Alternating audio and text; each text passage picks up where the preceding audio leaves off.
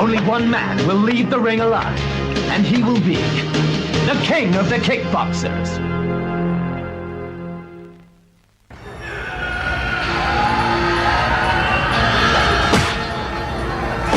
Come around my sister again, and I'll kill you.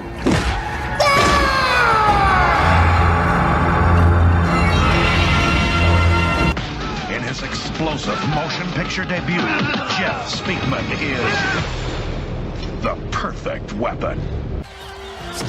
In this ring, you've got to be more than tough. American Kickboxer 1. Dolph Lundgren.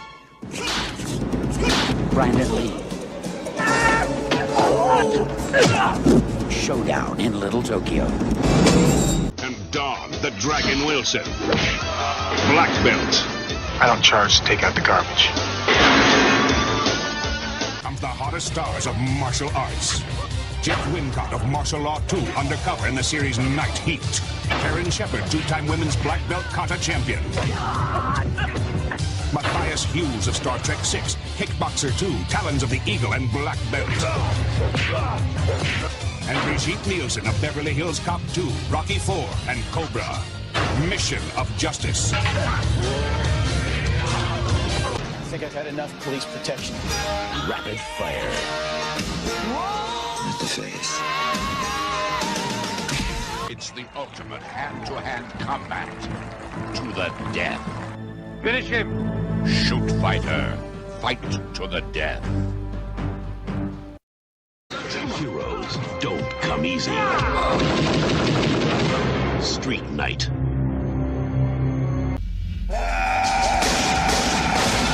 Back in action.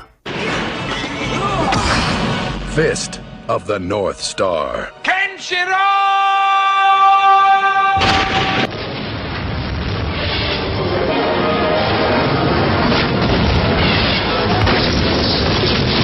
Dr. Ryu. Well, there we go. Greetings.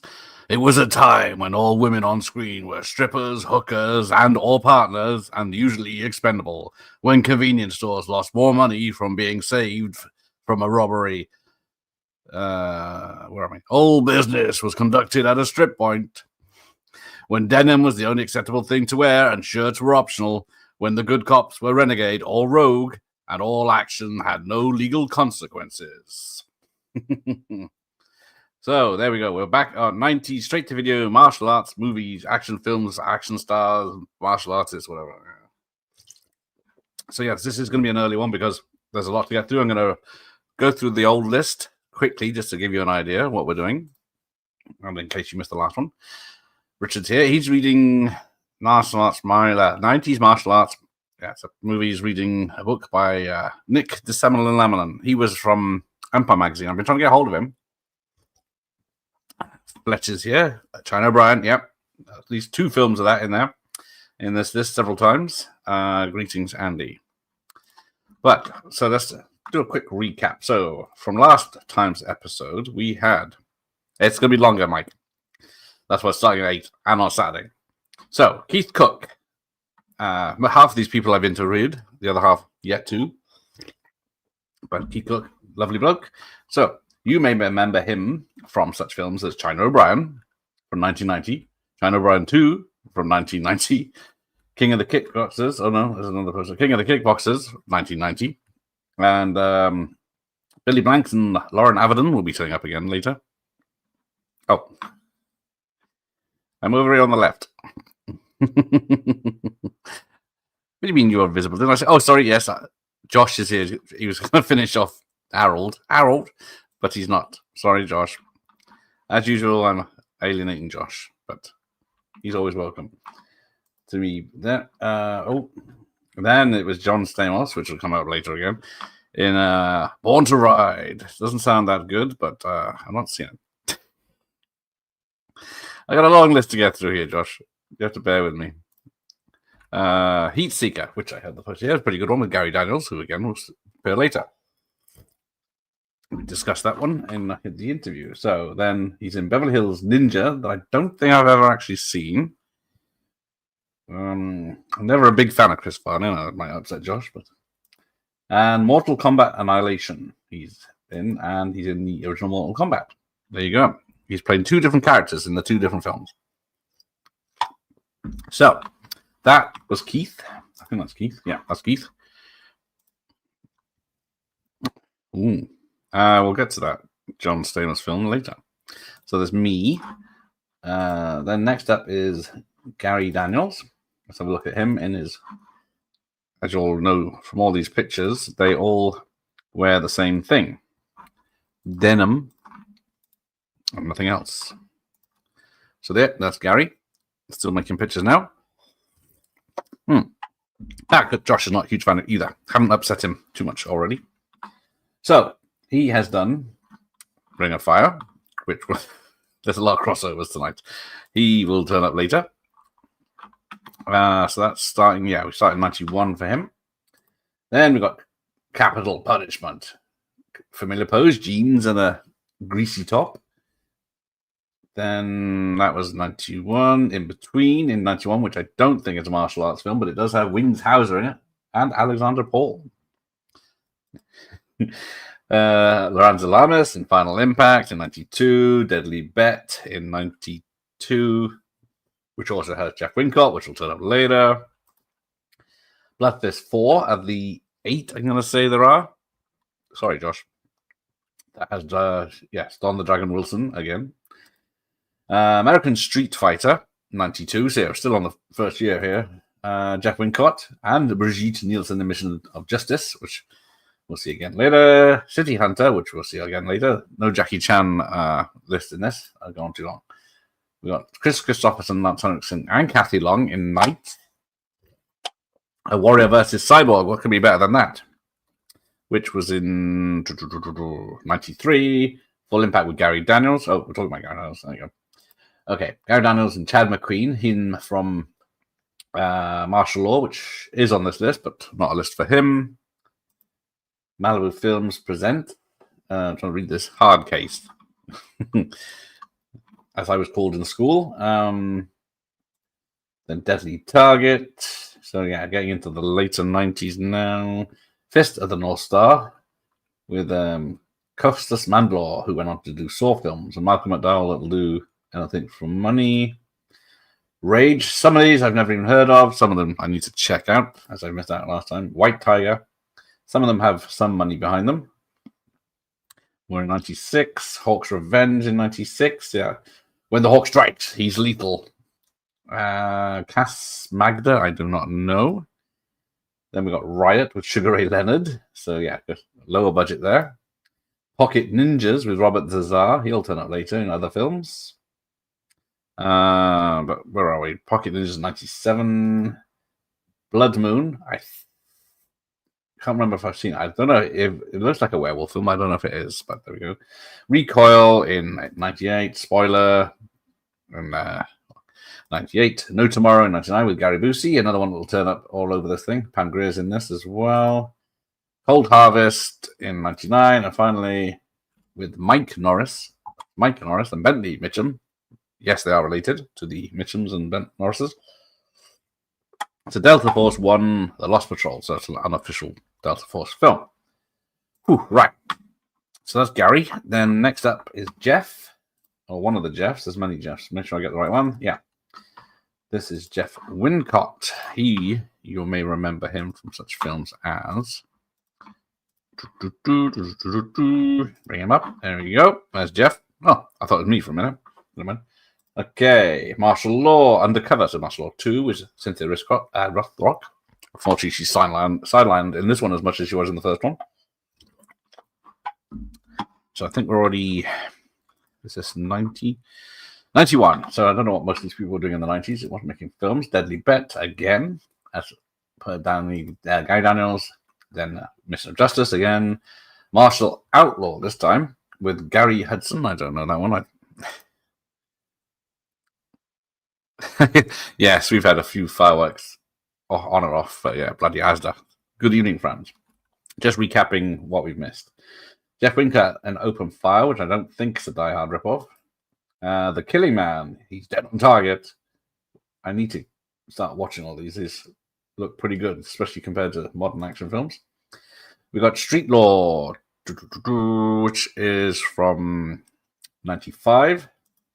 Last Man Standing, not the Bruce Willis one. Hello, Iris. No one else I remember. Gillian McWhirter, I don't think there's any relation to Norris. Michelle Johnston sounds familiar, but yeah, The Donor, I guess Sheriff's cousin's brother. There you go. Fatal Combat, which is 95. So when the bullet hits the bone, which also has Michelle Johnson in. Lance Henriksen, Joan Severance, of course, the lovely Joan Severance, in Profile for Murder, which I don't think is probably a martial arts film. Hawk's Vengeance was stuck out for me. She'll try and hunt it down. Exactly, this is the thing, trying to get these things. Then, obviously, this one, Whiskey, Riddles, and Dandelion Wine from 1996. Obviously, not a martial arts action film. And even less of. There's Carrie Wurher. I might have to ask her again if she's busy. The Undertaker's Wedding with Adrian Brody, of all people. This is 97. And there's Jeff Wincott as the bad guy. The fireworks today are nothing compared to the ones we grew up with. They're so much louder and more dangerous. The ones today or the ones before? The legs, of course. There you go. On YouTube, I can imagine most of them are, yes. I've got Drunken Master, Hello Boys, with Jackie Chan. I still haven't seen the Drunken Master films. That's terrible of me, I know. Carrie Four, indeed. She still looks lovely. And welcome, Stacey. Then we got Stacey Keach, who I watched in The Squeeze, where he's doing an English accent, I believe. It's set in London, and he's a London policeman. But what's this one called? Future Fear, 97. So I think him and Seagal were doing Contagion films when The Stand came out. He is in Universal 2 and 3, the pilots for the TV series back in the 90s. That's got Burt Reynolds. And yeah, Gary Busey again in 2, Burt Reynolds in 3. And Paper Bullets with Ernie Hudson and James Russo. Another one I don't think is a martial arts one, and that's the last of it. They are worth a watch. Yes, thank you. I know, I should get around to it. Yeah, damn, she was the best thing in Thinner. Yeah, she's the only thing I remember from Thinner. Fatal Combat is fun, which is 95. I will try and catch most of these, but in a career low, I suspect. Yeah, was this after Boogie Nights, 98? They're no worse than the unofficial Unicorns. Also. Yeah, I did watch the 2 Unisol sequels, these TV movies, and it recreates the end fight from the first film, and it's not good. Right, so that's Jeff. Then, unfortunately, my late mate, Richard Norton, top bloke. He was on the list too. Lovely man. Was The Squeeze when Keach got arrested and sent to prison in the UK for cannabis reasons? I guarantee it. Oh, it was after Boogie Nights, wasn't it? I do like Drop Zone. I keep meaning to watch that again. Oh, I'm going to say, you can't see the list. There we go. Right, there's the late, great Richard Norton. Sadly passed away earlier this year, but then he was in... I still haven't seen much of them. Some of them are tricky to get to. But The Sword of Bushido, I think, if I put these in some sort of feckin' order, is not... the 4 in 1990 he's in. Right, there you go. That's right. This one, China Brown 2, 1, and he's Lionheart. He's a small part in the Lionheart. So that was the quiz last time. It was him. I can mess up now. Lost my page. Right, him. Yeah, Billy Blanks, Jeff Speakman, and Richard Norton are all in Lionheart. There you go. So then we get to... So I think most of the time these are going to be with Cynthia Rothrock. This one's got Robert Ginty as well. Lady Dragon.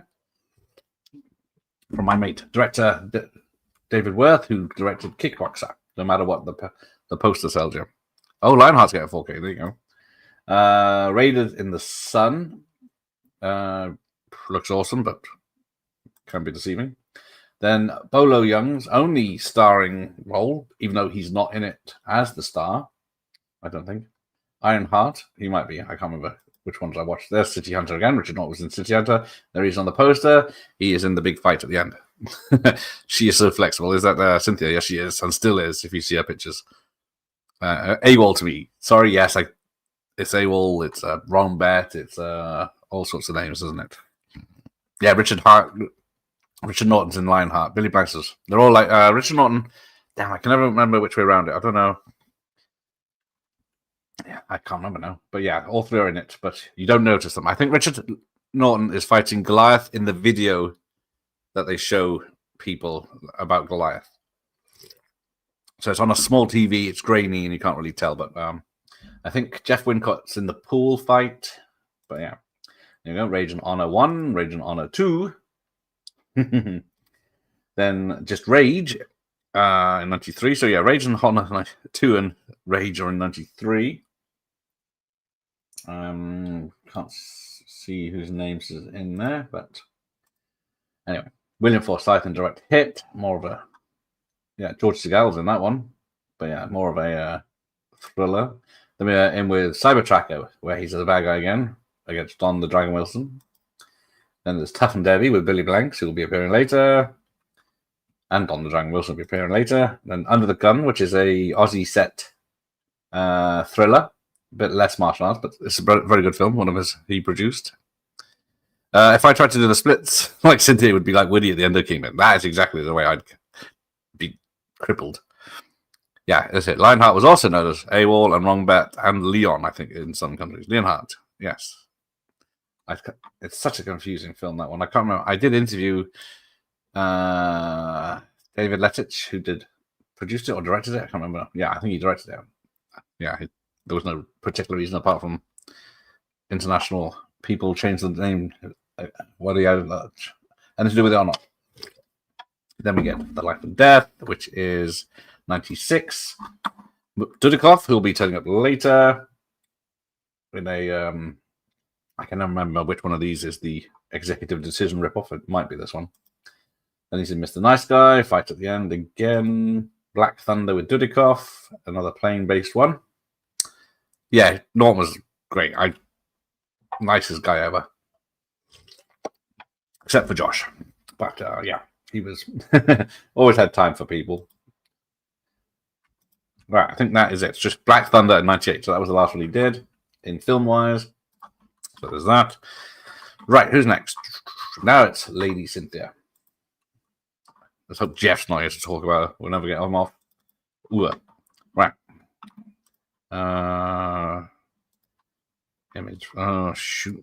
It's gone Pete Tong already. I can't share the screen. Right, window. Hey, there's the expert. Can't forget Simon and Philip Ree. I didn't have time for all their films either. But it's crazy. I thought it was Boosie stood to call. I have to do a third part where everyone I left off the list. Licensed Skills on TV. They cut all the bloods and the cursing out. What's the point? Well, Bloodsport is the best Van Damme in my opinion. Next to Kickbox, those two are the best, yes. Boosie too. Boosie's in trouble. There you go. Black Thunder, I think, is a dog crap seagull remade as Flight of Fury. Yeah. Hey, Ian. Hey, Michael Myers. Battling Never. Just home from Essex. I was at Warwick Castle today, so luckily we got home early. Right, there's the lovely Cynthia. She's been showing off on Instagram and Facebook recently, where they're finding like old pictures of her from like 1980 and stuff, and she's copying the moves, the very flexible moves. Right. So China O'Brien 2, of course. China O'Brien 1, and it's not her on the poster, of course. Quizzed her on that one of my interviews. So yeah, like I said, some of these I've not seen, even though I'm big fans, because they are hard to track down, some of these, unless you want to pay good money. That's a great picture. Yeah, I thought you'd appreciate that. So this is, what's it called? It's got different names somewhere. Where is it? Damn. Can't remember. Oh, Prince of the Sun, yeah. Then we get Triple Cross in 1990. So yeah, we're still in 5 films in 1990, and then Fast Getaway in 91, which isn't a martial arts film as much. Then you got Martial Law, the first one with Chan McQueen and David Carradine, of course. Are we all well? Hello there. Is that Van Damme's back from Kickboxer on the channel? It's more like Bolo. Right, Martial Law 2, Undercover. Lady Dragon, we've already seen that. She Who Dares. Rage on Honor 1, but 5-time karate champ. And then Hope, Honor and Glory, but they spelled honor wrong. So this is already 92, or so many films in already. Tiger Claws with Bolo Young. And Triple Cross is awful. There you go. Probably why I haven't seen it. Big John Outsider, yeah, that's a great one. What's this one? Angel the Kick. What was it? I can't remember. Tiger Claws. I don't know. Some of these I couldn't obviously get. Oh yeah, Angel the Kickboxer at the top left. Another one, 19. Then Richard Norton, Rage on Honor 2. Undefeatable from Godfrey Ho. Somehow, for some reason, I got a bloody 4K. Yeah, Lady Dragon had Gintian. There's more Stacy Keach in Irresistible Force, which I guess I need to. Some of these I haven't even heard of before I saw this list. So yeah, from the director of Kickboxer, see, told you, Lady Dragon 2, this one. Fast Getaway with Corey Haim, unfortunately. Then we get Guardian Angel. There's some of these. So we've already had some of the other angels and stuff in this list, and there's more later. So there's Lisa Comshaw, who looks lovely, but yeah. So this is Fatal Passion, which I don't think she's got a big part in. Same with Eye for an Eye. I think it's pretty much a straight acting part there, where she's just a friend. Irresistible Force, which on ITV as a TV movie. There you go. Then there's Tiger Claws 2 with Bolo Young again. Sworn to Justice. I can never remember. Some of these names just blend into one that I can never remember who's in who's. I don't think that's got Brad Dourif in it, hasn't it? That's it. Yeah, so that's the one with Kurt McKinley, and that's the one with a topless. Cynthia Rothrock with Kurt McKinney, my mate. Then we get American Tigers, where, yeah, this is another David Worth film, I think. Yeah. So this is the one, it's got Sam Jones, of course, who is Flash Gordon.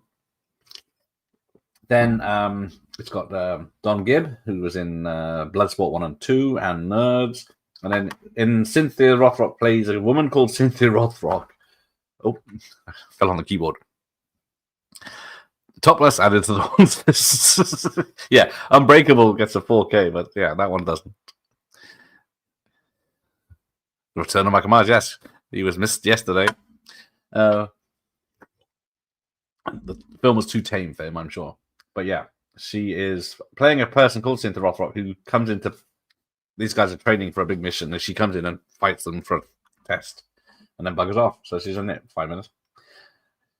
Right. Checkmate. Where are we up to? My list is completely shit. Yeah, it's also known as Deep Cover from 97, but not the Jeff Goldblum Deep Cover. Then Night Vision in 97 with Fred Williamson and Robert Forster. Very lucky people there. Then whatever this is, The Hostage. She's got a name in the list at 98, but I don't think she's... Yeah, Flash Gordon was dubbed, wasn't he? Yeah, he was really good and he was dubbed, but he could have done it easily. But yeah, he's in professional security now, isn't he? Then we end with the 90s with Tiger Claws 3, which is batshit crazy. Because the first one is like a serial killer on the loose, catch him. But then, hey, operator, good evening. Not a great cover for Jetmate. Yeah, some of these are the best cover that I could find. Some of them, barely, you'll see how bad the quality is. But they were very hard to find. So that's Cynthia. Then we'll cover, just nip to Jeff Speakman. So where are we? Oh, only 20 minutes in. Good. Plenty of time now. Right, Jeff's coming up.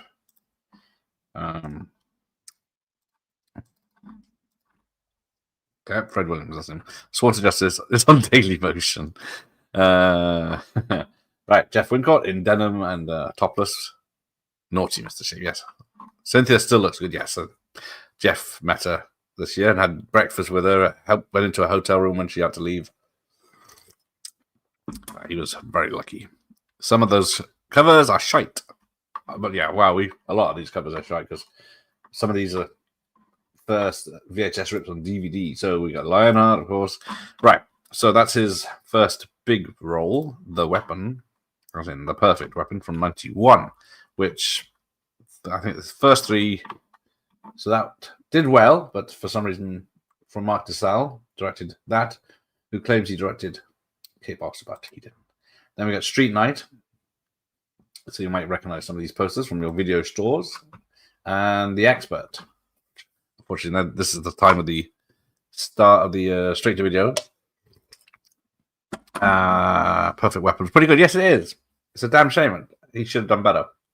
But it's the same with Matthias Hughes. He had a three-picture deal, as we'll get to that later, with Dark Angel, but Dark Angel bombed for some fucking reason.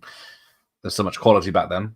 But yeah, he lost out, and then we'll see what he's done soon. So I have checked out Savage with Oliver Grunier. I have interviewed him. He's one of my early ones. Great guy as well. Did he sign anything for me? I think I can't remember now. Dark Angel is awesome. All right, come in peace. I loved it since I saw the trailer on like Box Office America back in the day. I come in peace. You can go in pieces. But Dolph will be here soon as well.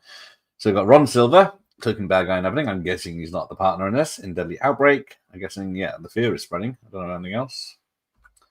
You got Time Lock. See, you have one job to sell the film. Whatever Time Lock is from 96. So you got Plato's Run with Stephen Bauer from Scarface and Roy Schneider. Schneider. I think go in pieces. But yes,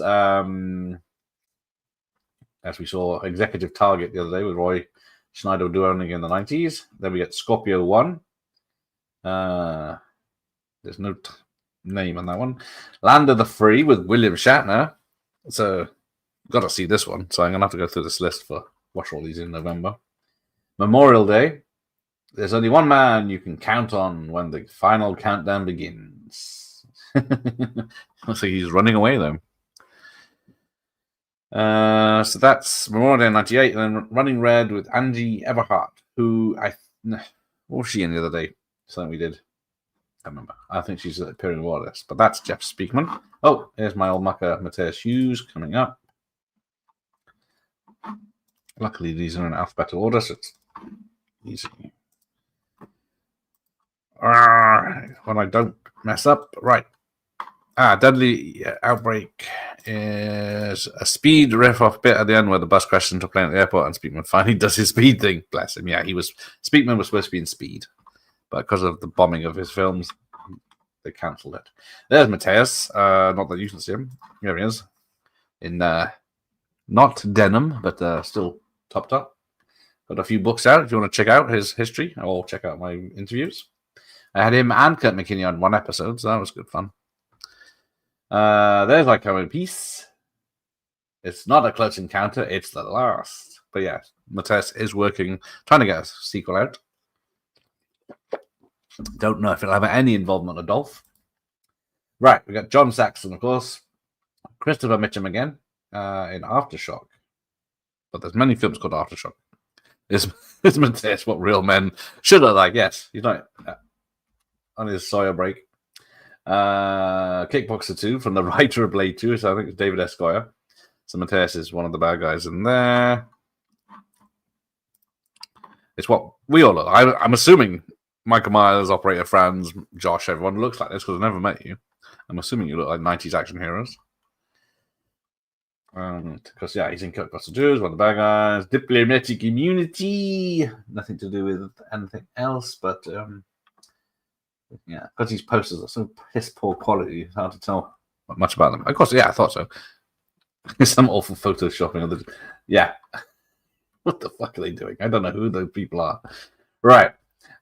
He is a Klingon in Star Trek 6. My mate, Nicholas Mayer. So he's, yeah, Klingon that has standing in the room with Klingons. Does have some lines in Klingon. Oh, your pics are on Insta, are they? I'm not as muscular as those guys. Oh, Ian, I am the 90s as operator. I thought so. We're all fucking ripped, I'm sure, yeah. We're all real men. Then we get, what's this? Don't buy kisses anymore, which sounds dodgy, doesn't it? But Jason Alexander in a syrup. Black belt, the start of the franchise. Oh no, it's not the franchise. This is these all get so confusing watching all these. Roger Corman film where Mateus is a serial killer and Don the Dragon Wilson's taking him out. It's a pretty good one, this one. Then we got Mission of Justice again, which whose list is this? This is Mateus is huge, not Jeff Wincott's. Right. Nia Peebles. Where is she? What else is she in? I just printed off my own. She signed all of these. Well, apart from the landscape pictures, they're all printed off. So the money from Day 11 stuff. Just found it. Mission of Justice with the guy holding the big magic wands. Can't unsee that now. Don the Dragon now looks like Don the Dunk. Don's great. If you watch him in Black Creek with Richard Norton, Cynthia Rothrock, all the people in this list pretty much. Oh, she's from Half Past Dead and Robocop 3. Yeah. Then we get Talons of the Eagle with Billy Blank and James Hong. I think James Hong's in all these films anyway, but he's just getting headlining here. James Hong will be on a future tribute. We get Bounty Tracker with Lorenzo Lamas, Mateus Hughes getting a listing with Cindy Pass. That she looks interesting. This one's awesome. Another one with Bolo Young, Mateus Hughes, whatever. Yeah, Fist Fighter 2. Some of these, like that's the best picture I can find of this film. So good luck trying to find these films. And then he's with Martin Cove in Deathmatch. No rounds, no rules, no mercy. Fists of Iron with Michael Worth. Then Digital Man. That's a pretty good one. We discussed that one. I interviewed him.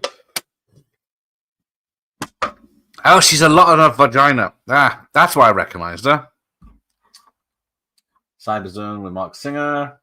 That's a gun. Even Mateus has to use both hands to hold it. This is what video shots were invented for. Yes, yeah. Bolo was, I think, with the good guys. Was he in that one? I can't remember. So, like I said, these merge into all people are in them. We got Robert Darby in Cyber Vengeance with Mateus Hughes, I guess. Where are we up to? Cyber Vengeance, because we had Cyber Tracker earlier. This is like they all have similar names. They're just like David Bowie lyrics. They just write a load of words down and put them in a hat and pull them out. Digital Man is incredible. It is. It's not bad. I think probably free on YouTube if you can find it, because it's like a low budget Terminator in the Forbidden Zone sort of thing. Then you got Tiger Heart with TJ Roberts. Not that I know anything about this one. 96. It says Tiger Heart in 96. Lone Tiger in 96 with Richard Lynch. I don't know who the bad guy is in that. Then Alone in the Woods. So a kid's film from 96 as well. Look at that. Look at that. That's the best picture I could get for this. Safety Zone. That was not even in English, but yeah. Lauren Avedon. I think maybe this is the second best picture. I know you saved the other picture. Tiger Heat. Tiger Heart is shite. Okay. Top billing of a Mark Singer. What happened, Mark? It's Franz. Of course it was. Sorry, I didn't look around for you. This one I haven't seen, but I'm very tempted to check this out. Starscript from 96. Oh, I was thought, it got highlighted. Right. That's what I thought there was money. There's Executive Target. He has a small role in that where he gets killed. That's the one with Angie Herart we saw the other day. There we go. That's why she rang a bell. Then we get The Protector with my mate Frank Zargarino, who will appear later. Then we've got Robert Vaughn and Frank Zargarino in Deadly Reckoning, in also known as The Company Man from 98. Watership Warrior, not Watership Down, in which is also called Hostile Environment in 99. So that's it for Mateus. I got a few more here. We're almost caught up. We've got some Dolph action here. I think this is a picture of me from 1990. I thought it was Bridget Nielsen. Yeah, what's he shot? It's like the cover. Right. Here we go. Here's my picture from school. I do like the joke in I Come in Peace where, was it Richard Benben or whatever his name is, finds a jacket in the cupboard and he says, "Hey, it fits me." And then, yeah, it was mine when I was 12, says Dolph. Right, let me just... Okay. Right. So, Dark Angel, of course, with a terrible poster. Poor Mateus. What's he doing down there? Right, let me just bring up my document. Yes, no pumpkin head. It was like, I don't need the headphones, but I'm not listening to anything today, so I put the pumpkins off because they were doing my head in anyway. Was that Spurt you're drinking? This is Wicked X. This is also what... I couldn't get any Jolt. I thought it was Bridget Nielsen. Is that picture? Right. Then we got Cover Up in... So this is post... Is this post-present? Yeah, Punisher. Punisher I have as 89. So that's what the website says. This needs a 4K. Oh, yeah, that'd be nice. Yeah, that would get some heat on it for a sequel. But yeah, this is not really a martial arts or an action film. I think he's a reporter or something in this one, I seem to remember. But then he peaks again in Showdown and Little Tokyo. I was going to say, if Jeff was here, we'd talk about what was I thinking? Showdown, Little Tokyo, Rapid Fire. If I haven't done Rapid Fire, Double Bill, Universal Soldier, of course, Big Cinemas 1. Punisher 1 is not that. This Cynthia film. Oh, okay. I like Coming Up, that even though no one else seems to. It's all right. It's just, you're expecting a 90s. When I saw it first, it was a 90s Dolph Lundgren film. You're going between Dark Angel and Showdown Little Tokyo. And was it the same year? Yeah. Cover Up is in the same year as you go. Imagine he fighting anyone. We get Joshua Tree, directed by Vic Armstrong, stuntman, stunt coordinator, doubled for Christopher Reeve in Superman and Indiana Jones. Among millions of others. Bring back the Atlas. They hurt next year. Don't want to spoil you too much. So this is also known as Army of One. This one's pretty good. Then Pentathlon, which, like, I've seen some of these, but I don't remember anything about them. Then this one's an interesting one on his resume. Sunny Side Up in 94.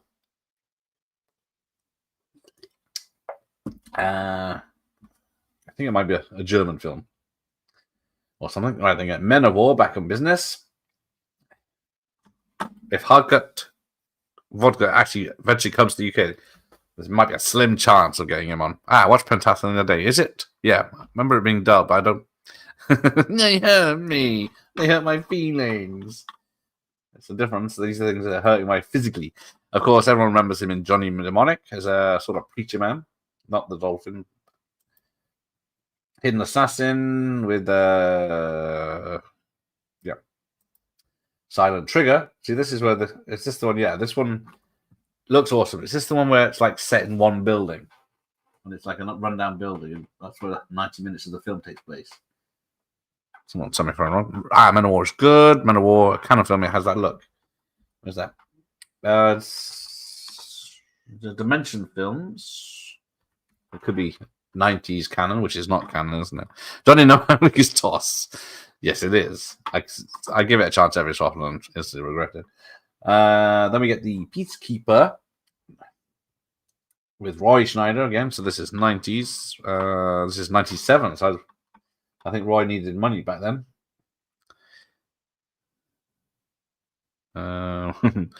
Right. Then we get Blackjack in 98, directed by John Woo, of course. It was a TV movie that was supposed to be the start of a TV show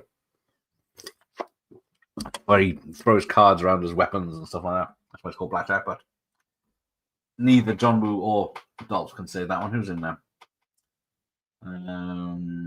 Fred Williamson and a few others. Blackjack was Dolph. Yeah, the worst thing it could be. A Dolph Lundgren action film directed by John Woo. Then we get this one. Looks interesting. Anyone seen this one? The Minion. It looks like it's a French film by the look of it.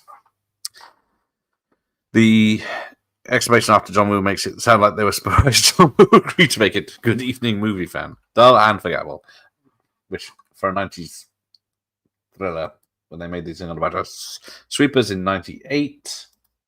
Then you got Bridge of Dragons in 99. And finally Storm Chaser. Oh, Catcher, sorry.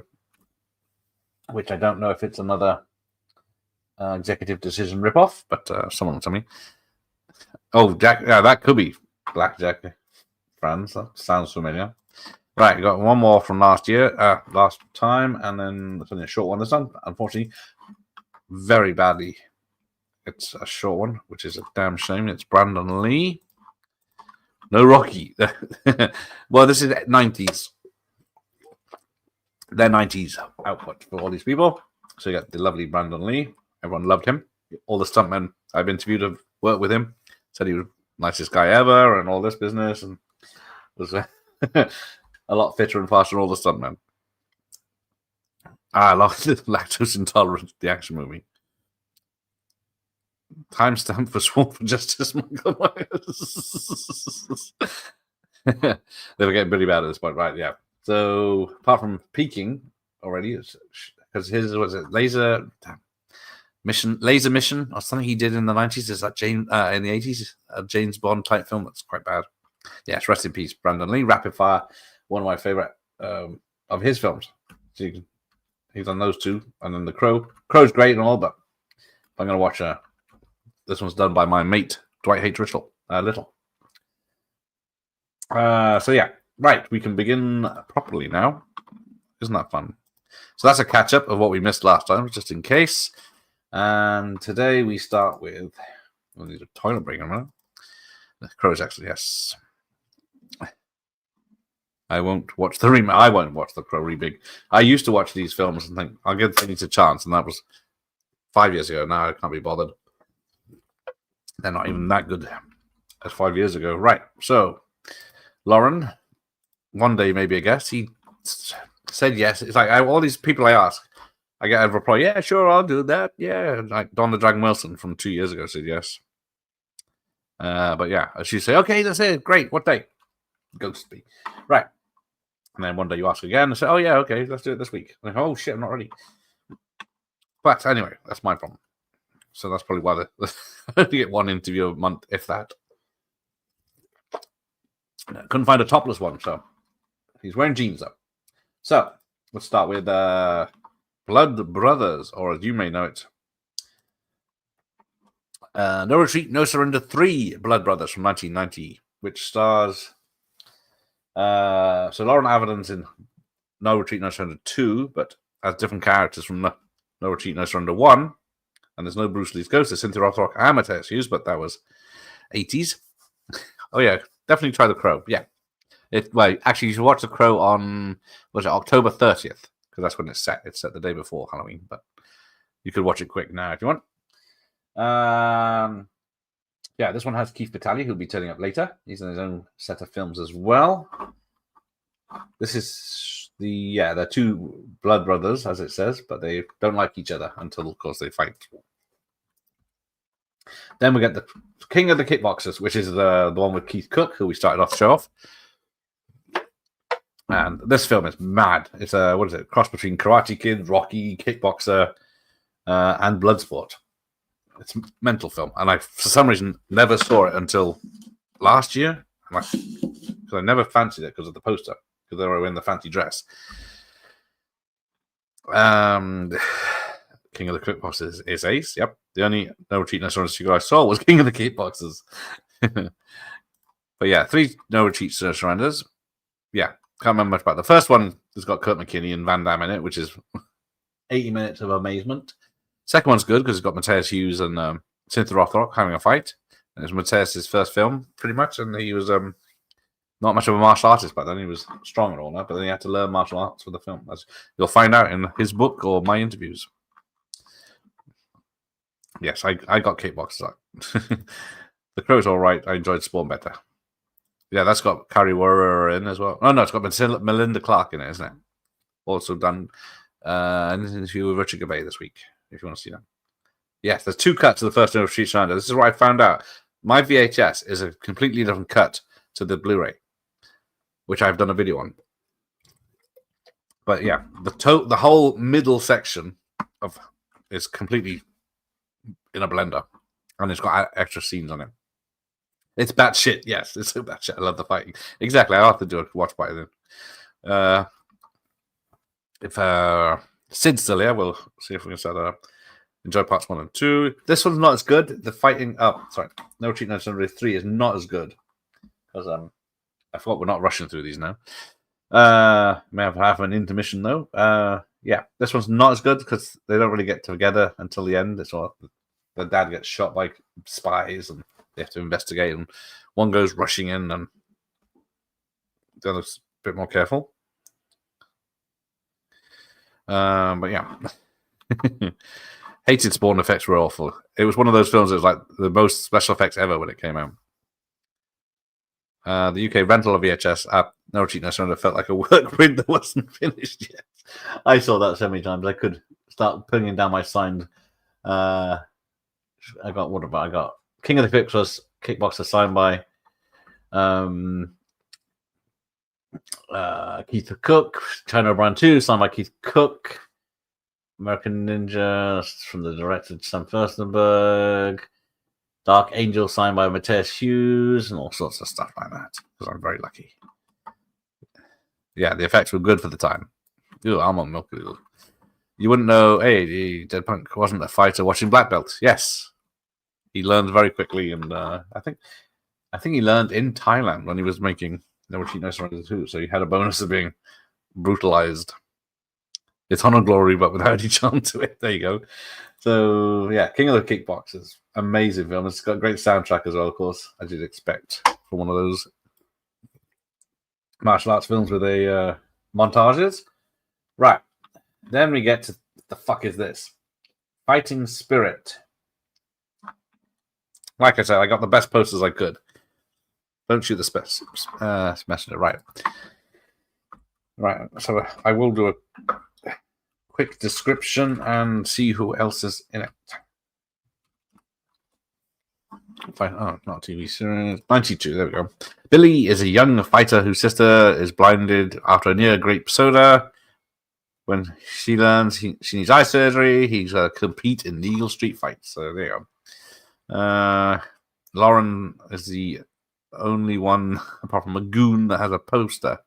Great fight, subpar acting is what you'd expect. But yeah. Also known as King of the Kickboxers 2. As we'll find out, a lot of these films also do that trick. Don't mention Mark Gutman's book. Okay, there you go. You have a sign. Yeah, I couldn't see it because it's over there. But yes, thank you for a sign. Jeff's here. Ah, good. We just started properly, Jeff, because we've just done a recap of the last show. Unfortunately, movies never say die. Anthony couldn't join us. He's very busy with his own channel. I think, yeah, there you go. Kickboxers 2. It's terrible. It's Fighting Spirit, yeah.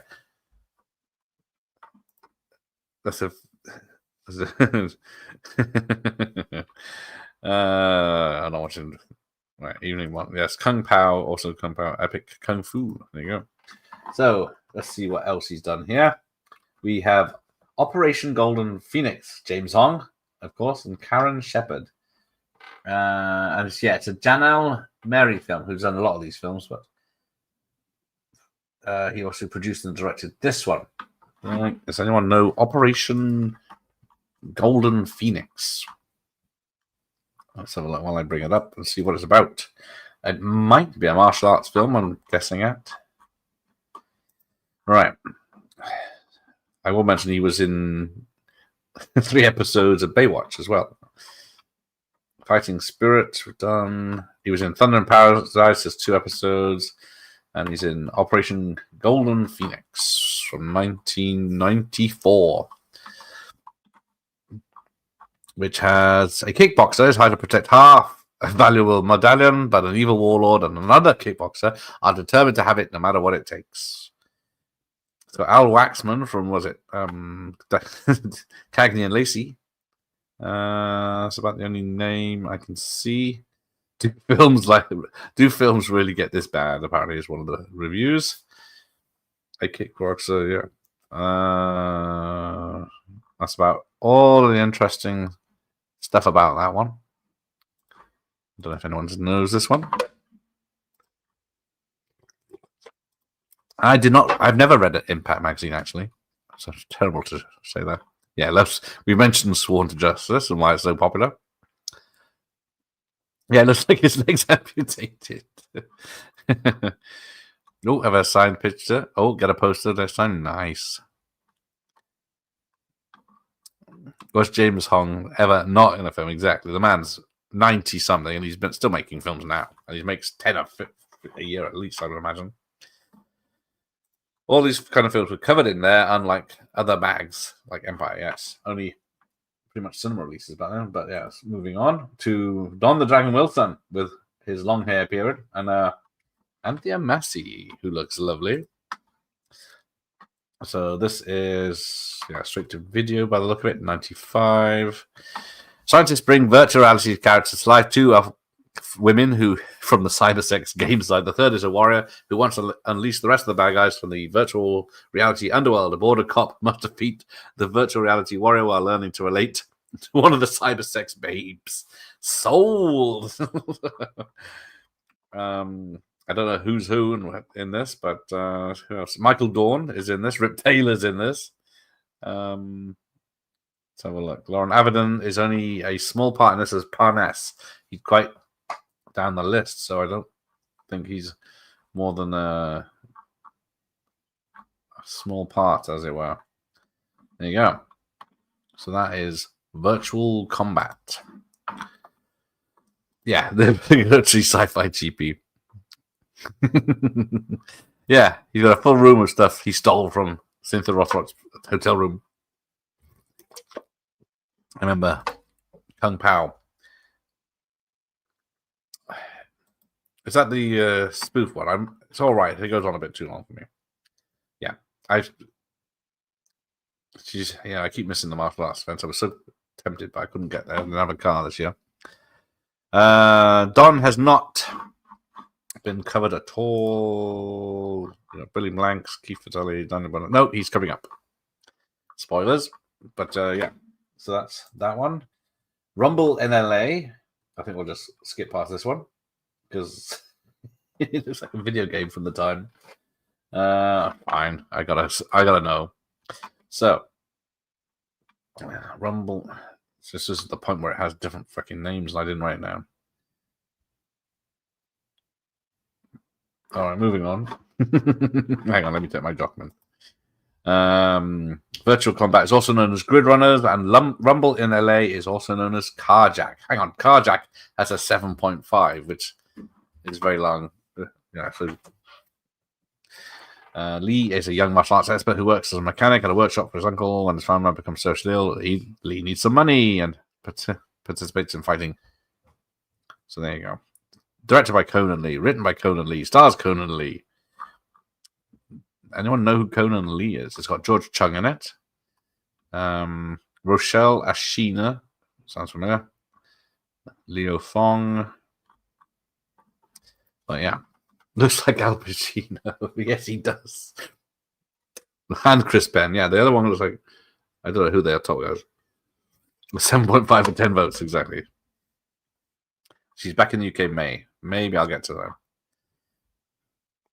Rip Taylor, he's treated like a god in our country. That's the only place I know him from is Wayne's World, was it too? Robbie Coltrane, yeah, I see that. All right, so that's obviously not a good one. Then we get Matej Hughes in. Someone translate for me. It's obviously in English in my document. Safety Zone. Fly me to the safety zone. Safety Zone. He was in the episode of martial law. But yeah, I think Safety Zone might be a different name. I didn't write it down because I'm amateur hour here. So yeah, Safety Zone, also known as written by Randy Butcher. The United States government prohibits use of weapons by citizens, security errors where weapons can only be used by security agencies. However, these organizations are starting to completely control the lives of residents. No one with a picture apart from Lauren. Hang on, where's Mateus? He's not even in the list on the main page. But yes, it's a Canadian film. Apparently, I thought it was like Eastern European, but obviously not. Conan Lee is an amazing Chinese American actor known in Hong Kong. He played Jet Li brother in Late 2004. Thank you. Leo Fong, wonderful driver. Clip art special, yes. But yes, can only recommend it. Right. So, Deadly Ransom, on the other hand, I'm sold already. Where's I? So, Deadly Ransom from '98. A wealthy banker and his daughter are kidnapped by a gang of thugs. The girl's boyfriend, who serves in the special units in the U.S. Navy, is in possession of the particular psychic powers. It will be thanks to these powers he will discover the place where the two abducted are locked. Written and directed by Robert Hire, was co-written by Lauren Avedon. It's also got... That's about it. I think that's about it, yeah. I know there's people with pictures this time, but none of the names stand out, and it's got no details, pretty much whatever. Although it says release date 2000 here, but on the top of the page it says 1998. So make that what you will. Everything was dead in the 90s. Yeah, it looks like that's probably what it is, isn't it? It's a Randy Butcher. Roberts. It should be operator. Tom Poe is in the background. No, it isn't. Looks like someone else. Right, Tiger Claws 3. Yeah, which if you've seen, I don't think Cynthia's in it that much, and Jeff will back me up on that. But this is his last film of the 90s. When a martial artist called Striker resurrects 3 ancient Chinese master assassins so he can take over New York's underworld, it's up to the top martial artist, Tarek Richards, to stop them. But he will need the aid of Striker's former master. Written and directed by J. Stephen Morder. And it's as crazy as it sounds. I think Cynthia and Lauren are the only ones. Yep, I recognize it. I don't have any names. And as of 2018, it's the final entry in the franchise. Hang on.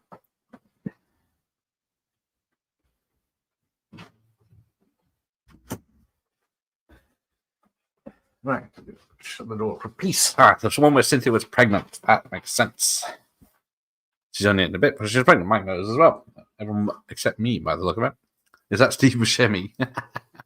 It could be. That's what's his name? Jalal Merry. No, 'tis the season to be merry. But there we go. That is Lauren. Maybe one time soon guest. Maybe next year. But time for some Tybo. Well, I load up the next one. Here we go. Okay. The more severe haircut here. Sorry about that. There we go. I wish I could get a flat top haircut. I tell her the most drunk I've ever been was watching the movie. If you're that drunk, would you be actually watching the movie? Right. Billy the Blanks.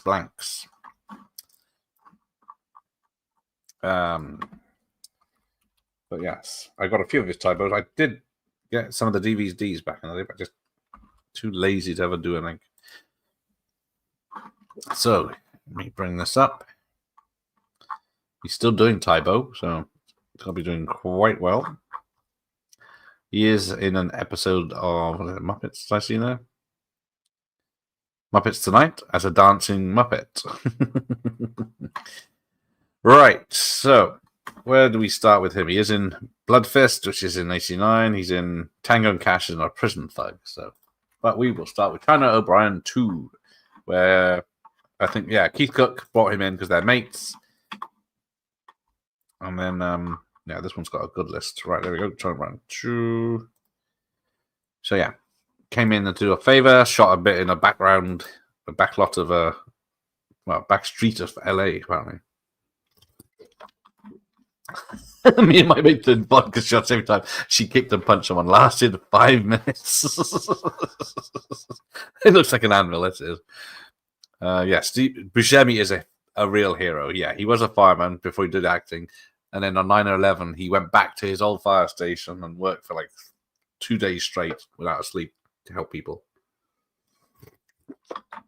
Yes, King of the Kickboxers. I haven't seen it. First time watch me, so I could have been disappointed, but it's amazing. It's batshit crazy and awesome. We all do. Awful stunt doubling in 10 O'Brien. Yeah, can't be helped. It's from the director of Enter the Dragon, isn't it, Richard?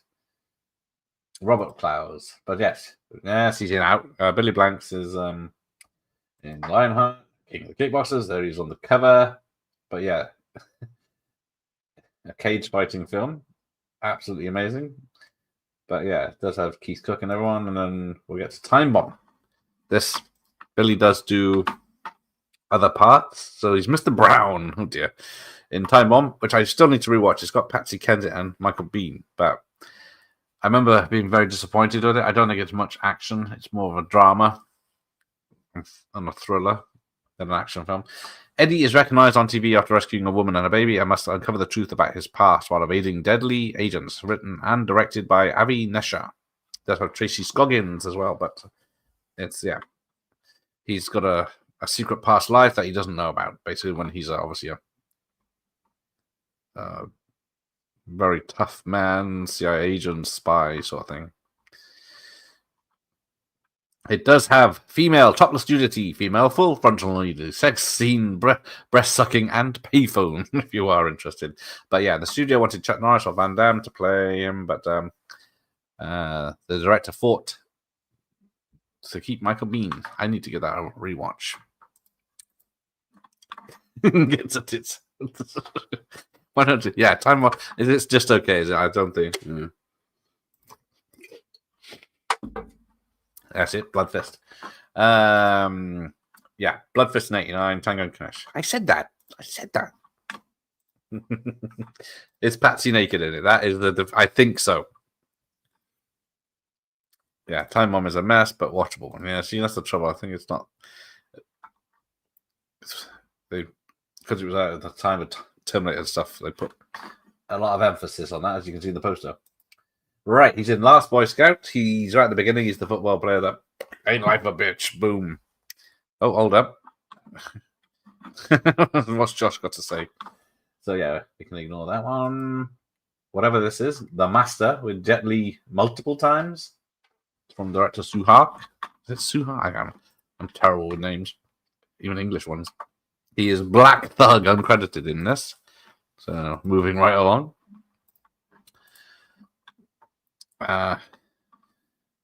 Getting a pen and paper. Must have missed you saying, "Oh, I wasn't paying attention." There you go, typical. Hiding behind his diplomatic credentials. Oh, Jeffrey Tambor's ex-wife is nude in Time Bomb. She was scorching hot. Face the master. Your faith against Caesar. Always end up with bloody stuff. Salem's Lot. Talons of the Eagle. That's better. He's in an episode of Street Justice as well. But Talons of the Eagle's okay. Another one with James Hong in it. 3 DA agents are killed by Mr. Lee, martial arts champion Tyner Wilson is sent on assignment to Toronto and teams up with Michael Reed. So yeah, I remember this now. It's pretty good. But they have the old training montage and everything. It's got Priscilla Barnes. Matthias Hughes is in it, as we mentioned earlier, I think. I should have, if I did it right. There you go. I don't think there's much about that, but I think it's his first team-up film. Okay. Why does he look like a paper boy? Yes, he does. Not to make it a good movie. Jet Li's fightings are undercranked. Yeah. Isn't Jeffrey Tamor in a woke jail or cancelled for some reason? are accused. Anyway, let's go to another one, Invincible, which I think obviously is another Hong Kong film, or was it? I can't remember. From 92, where he plays Billy. So Billy Blanks is playing Billy in Invincible. Let's see how much down the list he is. Oh, he's not even on. Oh, there he is. He's mostly in it, I guess. But next, Talon Seagulls is a solid one. Invincible. Blanks was better with Roddy, like Wilder and Pryor. Yes, they were great together, as we'll find out in. Is it the next one? No, TC 2000 first, which is obviously a Terminator ripoff. It's 2020 is the year. He's almost human. Oh, it's mostly human, sorry. And totally invincible until now. But yes, Bolo Young's in that one. So, and Matthias Hughes is in that one. The gang's all here. Not Deadly Talons of an Eagle. There you go. No, it isn't. Just Talons of the Eagle. TC, nothing to do with the pilot from Magnum. Somewhere in the apocalyptic future where the rich live underground and the poor are left to fend for themselves. On the surface are forming gangs. Corrupt members of the underground security force plot to destroy the surface. But yeah, he's obviously... I think, who's the girl in this? Doesn't she get... Yeah, Bobby Phillips. Yeah, Matthias Hughes is Bigelow. Jason Storm is Billy Blanks. And Master Sumai is Bolo Young. But I think, yeah, Bobby Phillips, you may remember her from nothing I can find straight away. But very pretty, and she gets souped up, as it were, in this film. She's in Showgirls, I'm trying to think, Baywatch, 2 episodes, Animal Instinct, so she'll appear again in a minute. Married with Children, I think that's maybe where I know. She's Jill O'Cara. She had a few goes in that. Blanks, the knockoff Wesley Snipes, Bobby Phillips. There you go. Someone that has that Married with Children babe that looks like Sharon Stone. That's her, but with dark hair. Was she in Last Action? I don't think I saw that. What year is that now? No, I can't see it mentioned, but that's not to say, well, it should say if she was uncredited, but it doesn't. Right. She's in Back in Action too, and in Sugar. There you see, someone knows. That is a, I think she was on the list earlier. Angie Everhart, isn't it? From Executive Target. We saw it earlier. Right. So then we get, who put this stupid image? I didn't notice that. Anyway, covered his nips. I suppose that's safety first. Don't want to be taken down.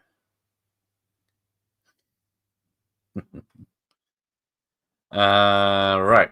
So that's Billy Blanks and the martial arts. I thought it said Alan Smithy for a minute, but it didn't.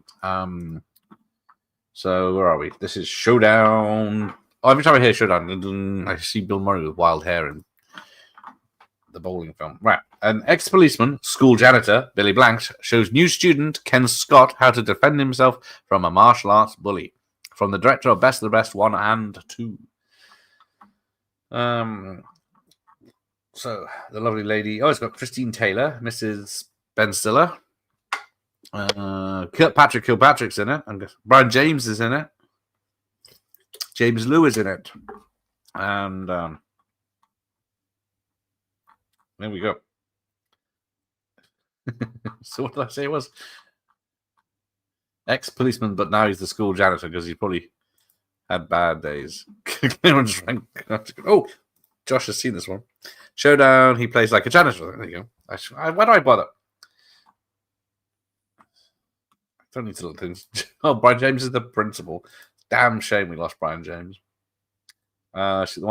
She rapped for 18 Rockers. That was a thing in the 90s, wasn't it? Rockers, and then 2000s it was footballers. There we go. Back in action. This one, one cop, one vigilante, one mission, one chance. One love. This has Bobby Phillips, as we said. But yeah, that's a really, I think, is that the only poster I could find? Surely not. So Back in Action. I've got this on VHS up in the top. It's another one I was thinking of as well. They're back together again in a minute. So, former U.S. Green Beret sister dates a mobster endangering her life. Her brother fights to save her from her boyfriend and his friends, with or without help from tough cop Rossi. But yeah, Piper was great. So this is a good one. Who else is in this? That's about it. Yeah, about the ones I know anyway. But obviously my knowledge is limited. Kicked in the face, kicked in the stomach, martial artist, martial arts master, final showdown. That's the taglines for that one. Roddy Piper said in interview that the title doesn't make a lot of sense, as this was the first of the 2 movies he made with Billy Blank. Yes. Released. Oh, it's filmed in Canada. That's a shock. Lose Canucks. Used to be banned in the UK. Go figure. That's a shame. Probably, yeah. He is under message. If you've seen It's Always Sunny in Philadelphia, where he plays the maniac, a wrestler, he was really good. Roddy Piper did a Sonny Chipper fit called Resort to Kill, which is pretty good. There you go. Yeah, why was it banned? Furman had issues. It is an awkward pose. It's like he's going to fire that shot and be on the floor, isn't he, with the recoil? All right, so Tough and Deadly, they're back again. An 18 certificate. So this one is Elmo. Elmo Freach. Oh, it's a dark comedy. Is a private investigator who is contacted by the CIA agent John Portland, who suffers from amnesia, to reveal a dubious case of drug smuggling involving a big fish from Washington, D.C. and the CIA. Written and directed by Steve Cohen. It does have Richard Norton in, so we saw that earlier and last time. So yes, Roddy Piper is Elmo Freach. I think that's about it. They work well together. Yes, they do. Fist fight, brawl, stabbed in the chest, mixed martial arts. Oh, Roddy Piper stated by the time he made this, he was no longer having fun acting. He said the best times were Hell Comes to Frog Time and They Lit. After those, he had been through too many acting classes that the fun was gone by this point. Yeah. I can imagine that being true. So the original VUKV pre-edited print, which extensively reduced face kicks and blows with a pool cue. There you go. That's on this one, but I'm trying to think what they did to the last one. I see nothing about 2 strong men together on a cover, touching each other. Homophonic. Josh got this. Yeah. Oh, the VHS is cut by 10 minutes because of violence. Fuck.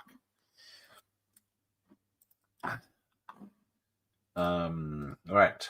Then we get this awesome. Always the virtual reality. I can't remember what the last film we saw. I don't know. It's this Expect No Mercy from Puss in Boots. Where are we? Expect No Mercy from 95. A maniacal leader trains assassins to become more efficient killing machines through virtual reality. A federal service agent is assigned to infiltrate the mysterious academy. Right. So we've got Laurie Holden. Wolf Larson's in this as Warbeck. That is about it I can see. Worst film I ever did see, says someone. But they... clown, evil clown, samurai, boxer, fist fight. There we go. Oh, Billy Blanks replaced Olivia Gruner, I should say, on short notice. And then the German version's taken 7 minutes out of it. Can't be having any of that. Yeah, Blanks. I didn't realize he's in so many as well. Because we've also got Balance of Power. Oh dear. This one. So where are we? We're only in 96. Oh, we've got a while to go yet. So Balance of Power. What's this one about? A peaceful karate instructor is propelled into the bloody underworld kickboxing circuit by the murder of a close friend. A man responsible is an Asian crime lord with a passion for gambling on the city's underground street art fights. This could be any of the ones we've already seen. So Mako's in this, who's in as many films as James Hong. James Liu is in it. That's about it. Martial arts, fighter, dojo champion, teacher-student relationship. The title was changed to Hidden Dragon for the 2002 DVD release after the success of Crouching Tiger, Hidden Dragon. Yeah, because these are the same type of films. Hey, rodents. Just realized. Yeah. What a cover, yeah. Can't go wrong with Bill Banks' gigantic teeth going before he sidekicks his enemies. Looks like Mako. Not Mal. Yeah, how is Mako not in big trouble? All the films he's in. Damn, I can't remember. Pacific Heights, of all films as well. So I think yes, autocorrect is the boner of his existence. A Balance of Power is a shit title. Exactly. Not the best poster either. Right.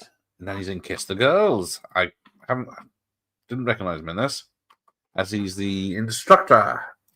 So, not a big part. Well, I didn't.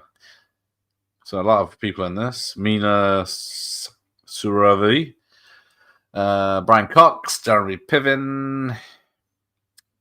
But yeah, Carrie Elwes and Ashley Judd and everything. But yeah, he's just a small part in that, in a proper film.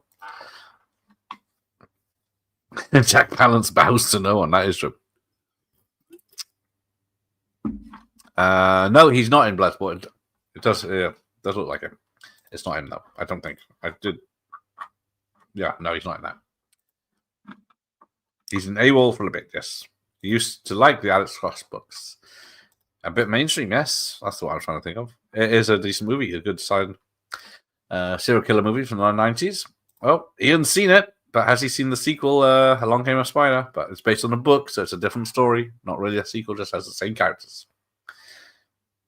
Yeah, remember watching this. Remember Jack shit about Kiss the Girls. And remember the spoilers. AWOL. I can't remember. Where is he in AWOL? I did know. Fine. Lionheart. He's the African Legionnaire. So I think he's at the beginning. Yeah, I think he's one of the guys John Van Damme fights off the Jeep. Not the sequel, as I say. Yeah, see? Different book. Right. Then we get this. Carl Weathers, Shannon Tweed, and Terry Hulk Hogan together in a film. I need to watch this immediately. I'm hoping it's better than Action Jackson 2, which I sat through. So, where do we get to? What's this called? Shadow Warrior. So he's in a couple of TV shows. Got to try and find it now. I think this is also called Shadow. Oh, no, it's a TV show. It's a TV movie, I think. Is it bloody hell? I'm giving up on this. Oh, look, there's Melinda Clark in Shoulder of Fortune Inc. There you go. Right, this is Assault on Devil's Island. Hulk Hogan leads an elite Navy SEALs team chosen for an audacious mission to rescue a group of nationals being held captive by drug lord soldiers who want their leader released. Yes. TV movie from 1997 where Carl Weathers has a minigun. Definitely got to watch this now. Hulk Hogan has a mullet. And Martin Cove is in it also. And Billy Drago and Billy Blanks, there he is. He's Cregan, so he's probably one of the special forces. But yeah. Women fights a man, woman hits a man, woman punches a man, chase and gunfight. But it does have rated R for violence and a scene of sexuality. Well, if you've got Carl Weathers in it, the whole thing's just sexuality, isn't it? I've seen this one, don't recommend it. Hulk with hair transplant. Yep. Might have an alternate title. Hang on. Also known as Seal Warriors. I think Assault on Devil's Island, Shadow Warriors. Yeah. Shadow Warriors, Assault on Devil's Island, and Seal Warriors, and Shadow Warriors, and all sorts of titles. One good jokes up. Hulk Hogan looks more like a sex pest ever than that wig. He's not racist. Look, he's with Carl Weathers there. There was another one called Shadow Island. Is this not the ones? I thought it was based on this Tropic Thunder, whatever it fucking was. Films, but obviously not. It's shit. Okay, avoid. Connor. That's it. It's Connor. I'm trying to think of. Thank you, Ian. Shannon Tweed is definitely worth watching at any point. Yeah, everything about that. What did I say it was? 97. Yeah, so it would have been around the Con Air time, wouldn't it? All right, then, avoiding that one. Oh, that is it. I think that's it. 97. Yeah, 97. Shadow Warriors, also known as Assault on Devil's Island, because he did Parenthood TV show, Melrose Place, ER, Martial Law, Sunset Beach, The Parkers, Sabrina the Teenage Witch, and VIP in 1999. So a lot of TV stuff, but no films. Okay, right. Moving on then. Who's next? It's Keith. This one's a short one. Okay. Let's see what he's wearing. Oh, this one's actually properly dressed. Okay. So there we go. It is Keith Vitale, I gotta say. You can't you say beat him up. Oh, Mike being naughty. Keith Harris. I wish. All right, take care. All right, take care, operator. See you again soon. No worries. Yeah, Con Air is the last proper action movie from Hollywood made. Everything was more technological after that. Yeah. Oh, he was in Revenge of the Ninja. I'll do the tellings. He was in Revenge of the Ninja. Right. Anyway, back to me, as I'm the important one. I'll turn the heat off. Sweating like a whore in church. Right. So here he is, Keith. He's in Black Creek. He's in Force 5 with Chuck Norris. I think Richard Norton's in that. Revenge of the Ninja, Dave Hatcher. Then he took a break. He's on In Wheels on Meals. He's a henchman in that. I think Richard Norton's a henchman in that in the 80s. Keith Vitale's a solid one. He should eat more fiber. Right. Here you go. So Retreat no surrender 3 blood brothers. We talked about that earlier when we discussed Lauren Abaddon. So yes, they're both brothers. Their dad gets killed, but they're brothers that don't get along. Father gets killed. They both go investigating in their own way and then come together for the big fight at the end, of course. Thank you, Rodent. You're here all week, I'm sure. Because tomorrow night we've got Hands of Steel. There you go. Right, we're in American Kickboxer 1. I don't know why that's in the title. They put it, I guess they knew it would be a franchise. American Kickboxer, where he's Chad Hunter. I don't know if there's a sequel to this. Kickboxing champion is jailed for an accidental murder with the help of testimony of his enemy. But upon his release, he takes on his nemesis in a winner-takes-all fight. Ooh, maybe I should take on some of my nemesis in a winner-takes-all fight. But apart from Keith, there's no one else I recognize. A few people with pictures. There is an American Kickboxer 2, which has people I can't pronounce. It's Kathy Shower is it, and she's got a very interesting gif. David Graff, who is Tackleberry from Police Academy, is in it as Howard. Another movie that shouldn't have been made, apparently. Oh, there you go. There is not an American Kickboxer 3, as far as I can tell.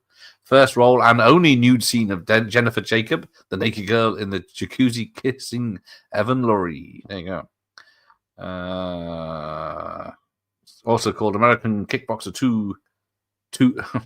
American Kickboxer 2 to the death. And it was, in the Philippines. Of course it bloody was.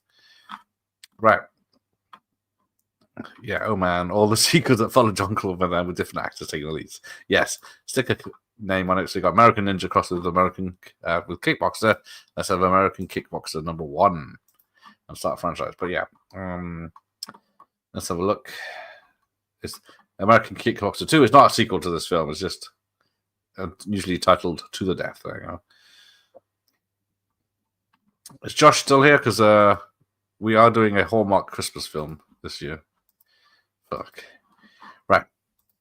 Okay, let's get past that. To Super Fights from the producer of Jackie Chan's Drunken Master. Is that supposed to mean something when it says that? So this is 1995.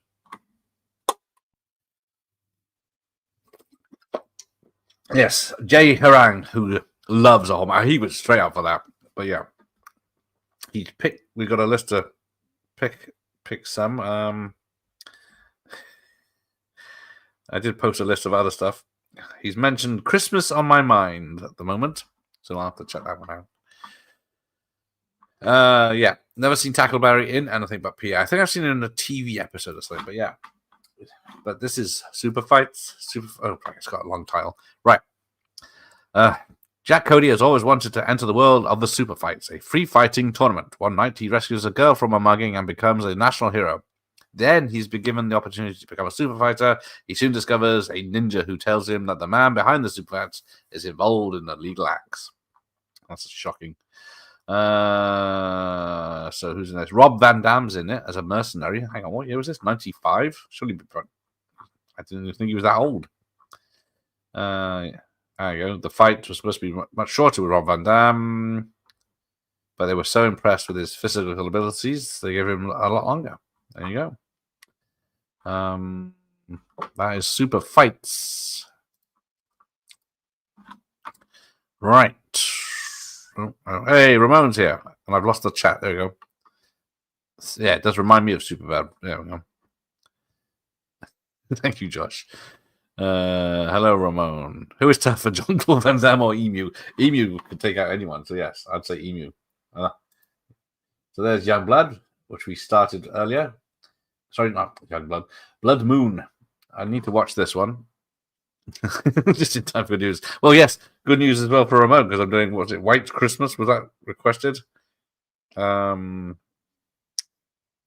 to sing along with White Christmas, didn't you? And what was the other one I got? We're doing White Christmas, Scrooge with Alistair Sim, and Turbulence with Ray Liotta.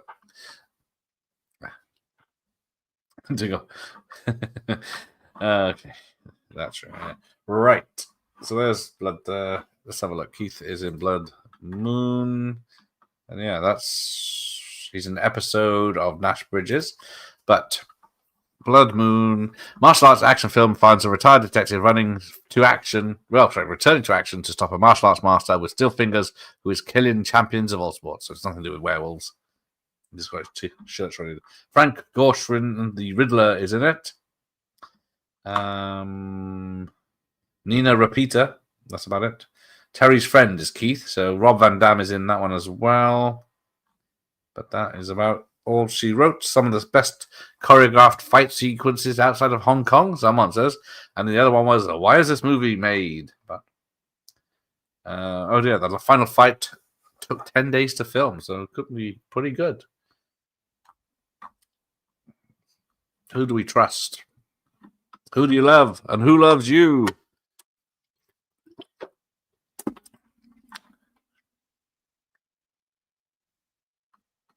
That does sound familiar.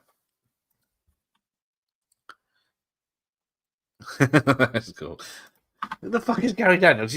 Like he says, he's a. Hang on, I got fleas.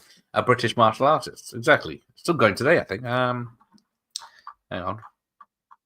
Because I only concentrated on 90's. I think Gary Daniels is still making stuff today. I think he was in Expendables as the Brit, the first Expendables. It's got 2 upcoming things. But yeah, he's been making stuff recently. The Gardener, but I don't think it's not that one. A lot of British films he's made. Gangster pictures. Son of Helen Daniels, obviously son of Paul Daniels. He's also in City Hunter, yep. I think. No, you love me, not Killian. Yeah. It's in the fucking spaces. You get one shot before he kills you. The Messiah. The Messiah. He went around in the 90s. Oh dear. I think he's pointing that gun off camera. He is as well. Safety first. Right. So then we get the last one Keith's in. The Cutoff. Which looks interesting. I lost my page. Right. So yes, apart from he's a ring fighter in Black Creek. Oh, that's a comeback for him. This is the last film he did in '98, and then he came back for Black Creek. So that's nice of him. So this is a karate fighting flick with a strange story of revenge in a drug gang world. Making a lot of noise there. Right.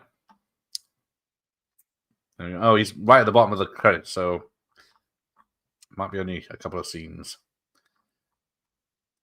But yeah, not much about that film at all. Right, so that's that covers balls. There you go. He played the Brit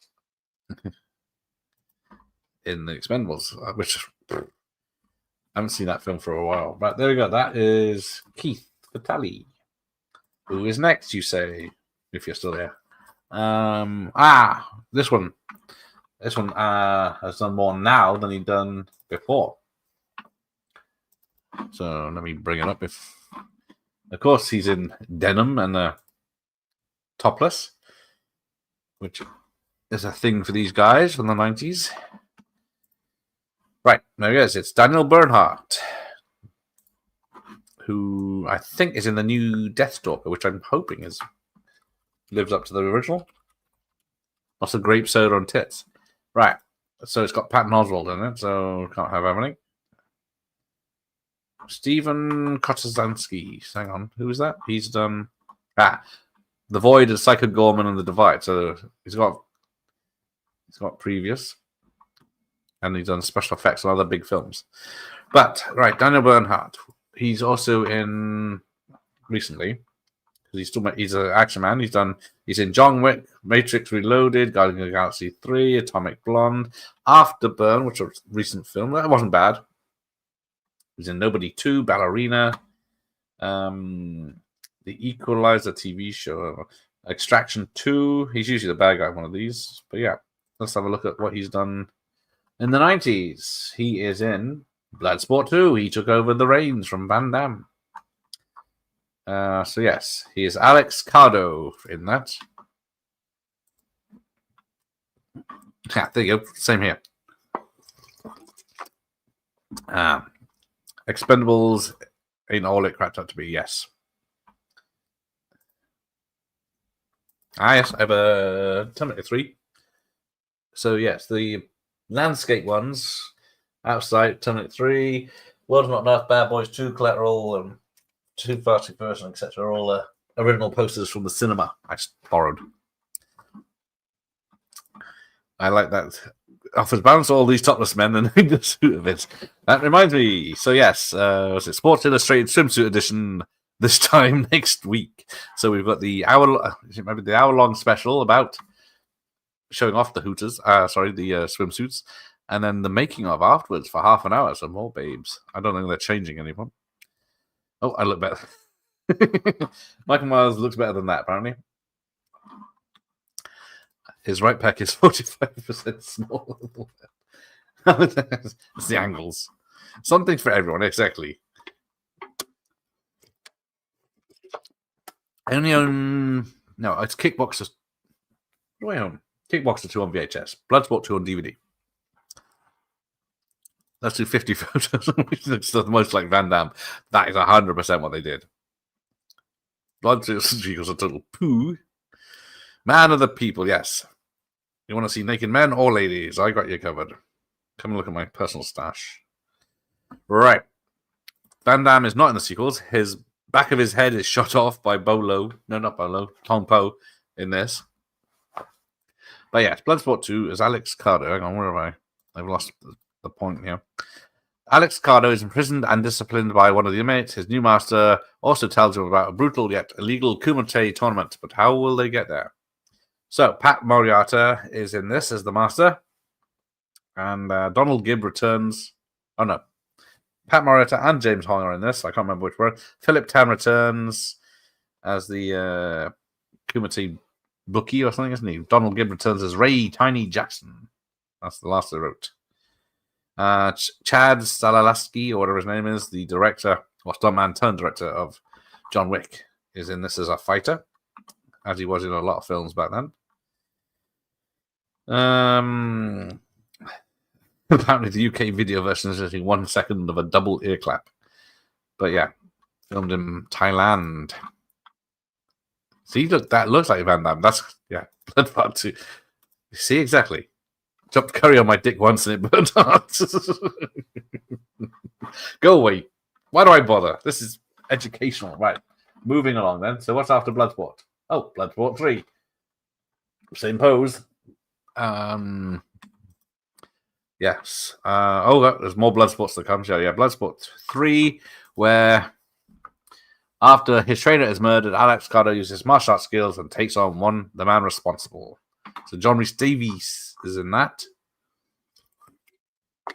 James Hong. I think James Hong is the master. I don't remember Pat Morita. Gerald Okamura is in it as a voice. And then Chad's in it again as Max Amiga. So he gets a name this time at least. No point in this film, apparently. Disappointing. Daniel Bernhardt revealed in an interview with Scott Atkins, available on YouTube, that Van Damme was initially considered to reprise the starring role. There you go. This is from coming 97 already. No, this is maybe 96. I didn't realize he started in 96. He's one of the younger ones. Bloodsport 3 is load of bone crunchy bits. That white tiger font in the corner, blatant ripoff of the red white dwarf magazine. Nope. Couldn't afford another photo of him. No. There you go. I think I only mean to say, Unisol kissed the girls. Like, must be vanilla. Exactly. So what's after Bloodsport? Oh, it's from the producer and director of Bloodsport 2. So then we get to Future War. So you're expecting Bloodsport 4, but it's not. It's Future War, which is Jesus Christ. It's got 1.7. Even Bloodsport 3's got 4.2. What the hell's wrong with this film? A runaway human slave from Earth's future escapes to the present. It's got Robert Zazar, Daniel Bernhardt as the runaway, Zazar as the cyborg master. And that is about all she wrote for this. It's not set in the future, and there is no war. It didn't show us the future. There was no war, but there was plenty of ... Past predator, past predator, present alien, future Terminator. A race of cyborgs kidnaps human beings from Earth's future to use as slaves and takes dinosaurs from the past to use as trackers. One of the slaves, the runaway, escapes and makes his way to present-day Los Angeles. There, he must fend off cyborgs and their trackers, the police, the government, befriended by a prostitute turned nun who runs a halfway house. Sold. Only thing that could be better is if there's nudity, but sleeveless flannel shirt, cyberpunk, dinosaur, man on fire, bare-chested male. So usually the tits are up front. This could be fun. Yeah, even the worst. Seagal film was higher than that. So there you go. It's on the Red Letter Media joint. It was well looking. Special dino focus to me. You wish. Right, all right, fine. Moving right along. He's doing the fucking pose from bloody Bloodsport, though. Right, True Vengeance with Miles O'Keefe and Beverly Johnson. Yeah, see? Other stuff. So, this is True Vengeance from 97, where he's Alan Griffin. It's directed by my mate David Worth. A ex-naval intelligence officer is forced to assassinate a CEO when his daughter is kidnapped by the Yakuza. So Beverly Johnson, what is she? Miles O'Keefe's in it. George Chung. So Beverly Johnson, you remember her from such stuff as Loaded Weapon 1, Martin, Crossroads. Not who I thought it was. Meet Your Man. Right. Okay. So let's see what else it says about it. Great fun for action fans. Okay. Let's have a look with the synopsis. The next, it's not now. It's just different to the one that's down here. Lesbian subtext, breast nudity, hand cut, interracial child, and nightclub. In one scene, Daniel Bernhardt opens his coat to a club to a security guard to reveal his arms. Keanu Reeves later did the same in Matrix. So this is 2 years before the Matrix.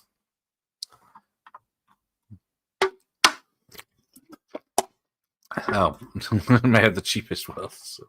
All right. Don't think a film can be below 1.1. Oh, even Josh doesn't like Son of Mask. I thought that'd be a winner for him. Breast and nudity is staple of all martial arts movies. Yes, good fucks are the staple of martial arts movies. Yes, considering most films involve 100 people coming together to make it, imagine spending weeks, months on a film, rate it 1 out of 10. That's got to be disheartening, because poor Stuckman, I haven't seen his film, but people are raking it over the coals because he is a reviewer.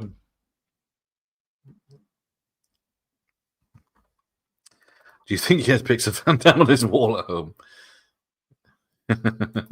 One of these days. Bash, pow, straight to the moon. Right. Then we get from the director of Lionheart. This one has Robert Englund and my mate Brian Thompson in. See if he remembers this. That's how I speak to him. So this one at least has a 4.8. The next one's going to go downhill a bit. Right. Oh, it's by my mate Sheldon Lettich as well. Must have missed this. A soldier, now mercenary, has been brought to a foreign country by a former associate in aid to aid in the security of the country's president. But it appears that he has been set up by the man to take the fall of the president's assassination. We've heard that before. He escapes and joins the rebels to clear his name and to expose the true person behind the president's assassination. Yeah, there's Brian Thompson fighting people. Robert Englund as Colonel Shackwell. Damn, how did I miss this all this time? A complete disgrace for one person, and Daniel Bernhardt is truly an underrated talent on the other hand. We have woman murders a woman, murder, chase, kiss, cigarette smoking.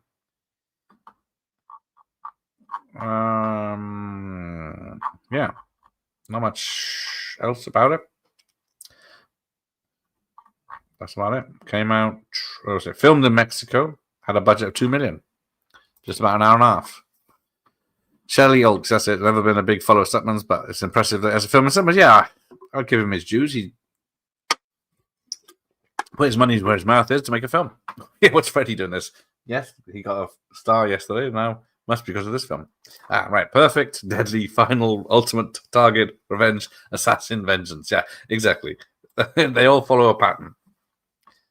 Good blood for the TVT cover, yeah. 20 hours out now, he'd either be called an assassin, a hero, or dead. He'd be called a dead. Stuckman's movie is supposed to be a chronicle. He almost threw every trope in for the whole movie and ran it into 90 minutes runtime. Yeah. Is that a drawing? I'm trying to look at that because bits of it don't look like a drawing or a photocopy. It might be a photo of a photo. There you go. Right. So that's that. Then we're into Bloodsport 4, The Dark Kumite. He's doing a different move now. Different move. But yeah, this one has 2.8. So it's so this one, he's not. Yeah, so he was Alex Carter in Bloodsport 2 and 3. He is Keller in this. And a police officer goes undercover to investigate the disappearance of inmates at a prison. So it's more of a remake of bloody Death Warrant than anything else. But yeah, all the other posters have him doing the other Bloodsport pose. It's got a lot of Eastern European names. Opening action scene, bar fight, bar shootout, gunfight. The plot is the same as the Death Warrant, an early Van Damme vehicle, and Daniel Bernhardt took over the role in the franchise. They also went on to star years together later in Kill 'Em All. Oh, yeah, that's not good. The movie was filmed in Bulgaria. Virtually every last detail of the movie, from the architecture to the culture, and obviously reflects Eastern European influences. Yet the film is set in America. But there we go. I have seen it at least twice. I don't remember, but I'm glad anything about it. Gave up. Time is part 4. Gave up after part 2. Take any title and add the word vengeance to the end. Instant martial arts movie. Only just say part 1. Only just saw part 1. There you go. Bloodsport 4, The Shite Kumite. How many Bloodsports? There are only 4 this time. Only one that's worth it is the first one, yes. Yeah, take any title with vengeance. Independence Day Vengeance, Dumb and Dumber Vengeance. How dare you, sir? Right, let's see what he did with. Hang on. He did do Mortal Kombat Conquest, a TV series that I didn't know existed. And then he's done. Where are we? Oh, this is the last film of the 90s before he took off in. He's an agent in Agent Johnson's in The Matrix Reloaded. And from then, few missed starts, but then he starts getting. He's in Parker with Statham. He's in Hunger Games 2 or 3. John Wick. So yeah, he paid his dues. He's a stuntman and choreographer in a lot of films. Alita Battle Angel, John Wick films. He's a choreographer on Creed 2. Kill 'Em All stunts. Atomic Blonde. Jean-Claude Van Johnson. He's in one of those episodes. He's in Captain America Civil War as a stunts. Anchorman 2 stunts. Good Day to Die Hard stunts. Right, moving on. Where do we get to? G2, which is only got 3 rating. Deep in the mind of Steve Collin, Daniel Bernhardt, the secret of an ancient martial arts power lay dormant. In a former life, Collin wielded the forceful sword of Alexander the Great. Now, in 2003, his enemies are back and determined to seek the man who would be king and destroy him for all eternity. Directed and written by Nick Rotundo. James Hong's in it. Take a shot every time I say James Hong. It's not classic, but it's still worth watching. Combine Highlander and martial arts. You get this film, G2. And then James Hong and Bernard all starred together in Bloodsport 2 and 3. There we go. So that, I think, is... Yep, that's it for Daniel. Where are we? Oh, we're only at 9:45, so I told you I was doing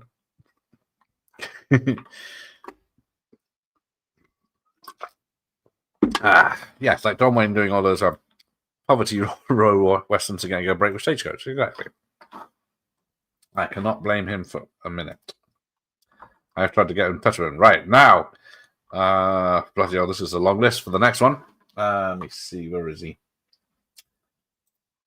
The man that has agreed to be interviewed many times, but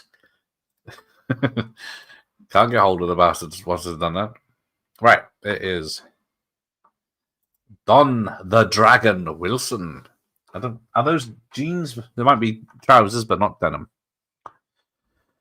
Okay, so yes, Don the Dragon. Start with Blood Fist 2, Blood Fisting the Vengeance. I think the first Blood Fist was late 80s, I'm guessing. There will be a lot of swap overs in this list. So Blood Fist was 89, exactly. There you go, an hour and 25 minutes.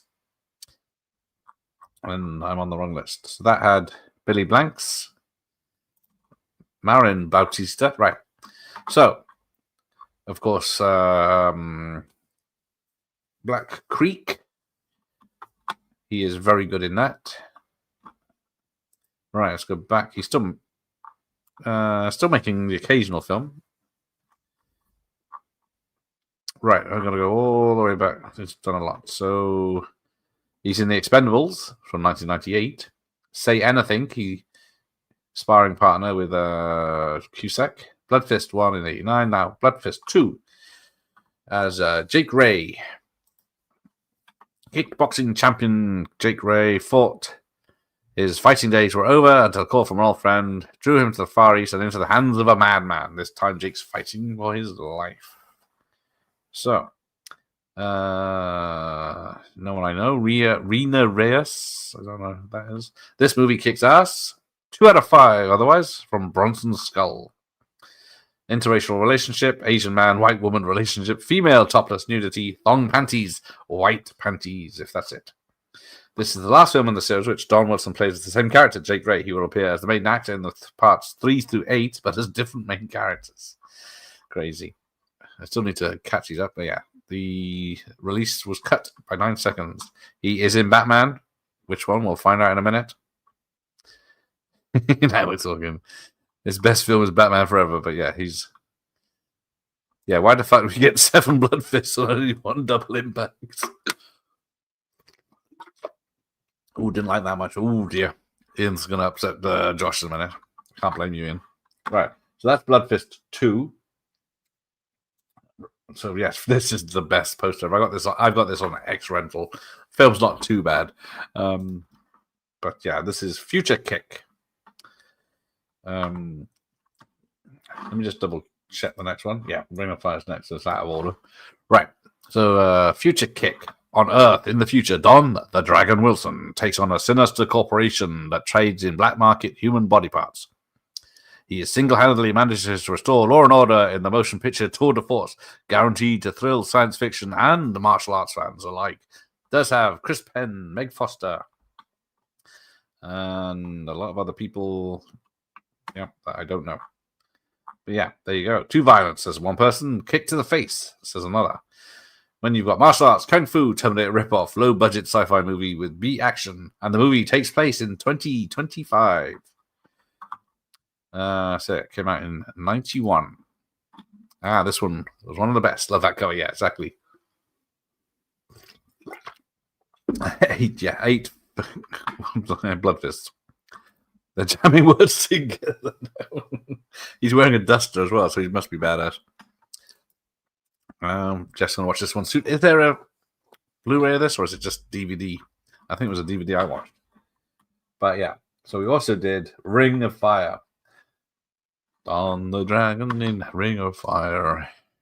So he's Johnny Woo in this one. Well, this is 91. So Blood Fist 2, Ring of Fire, Future Kick, and Blood Fist 3 were all 91.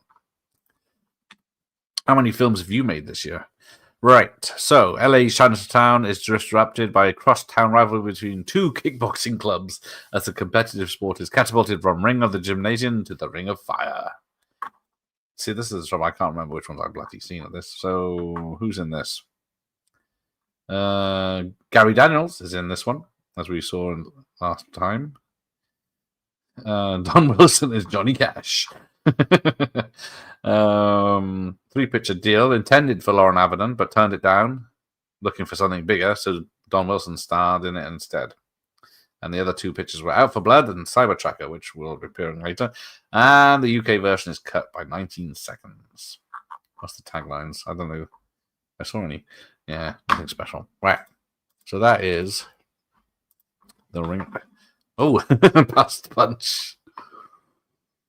That's one. This is Ring of Fire. Romeo and Juliet meet martial arts. Nice pair of boobs in this as well. Real important stuff. Boobs. So then we get Blood Fist 3, the greatest kickboxer of all time, says American Karate Magazine. WKA World Championship. Yeah, I wouldn't fucking mess with him now, not knowing about them. So, right. I gotta get back in the game here. So yeah, this is gonna be a long list. Just for Blood Fist fights. So this is Blood Fist 3, Forced to Fight. Jimmy Boland is a man unjustly accused of a brutal crime. Within the prison, he must fight for survival, freedom, and justice. Richard Roundtree's in this. So that's Shaft. You know what I'm talking about. That looks about it. It's watchable, apparently. Or they get better as the series goes past. Cult film, Kung Fu, martial arts, racism, racial slur. So there you go. You have been warned. Although it's more likely you people will watch it. I said you people, but there you go. Right, Blood Fist 3.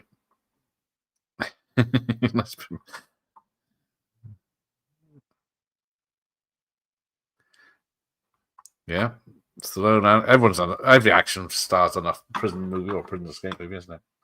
Right, so then we get to Black Belt. So we had this earlier with Mateus Hughes, who's the bad guy in this, but this one was pretty good. I watched this one because I can't keep up with which ones I watch. So this was, I've got to go all the way, Jack Dillon in this one. Right. Ex-cop protects sinner from a psycho serial killer. Pretty much sums it up.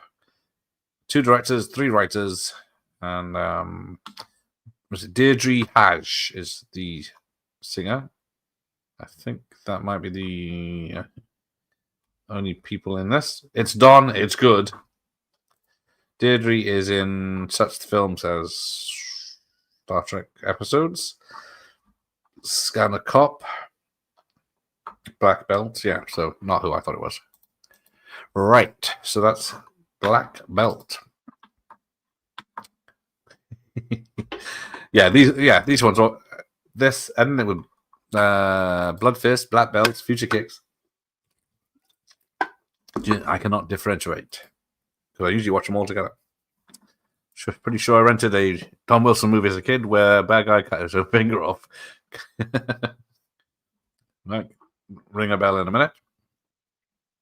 What did Jeff say about Bloodsport 3? Oh, probably his favorite. Love the Good Prisons, that film. Yes, he likes a good men in prison film.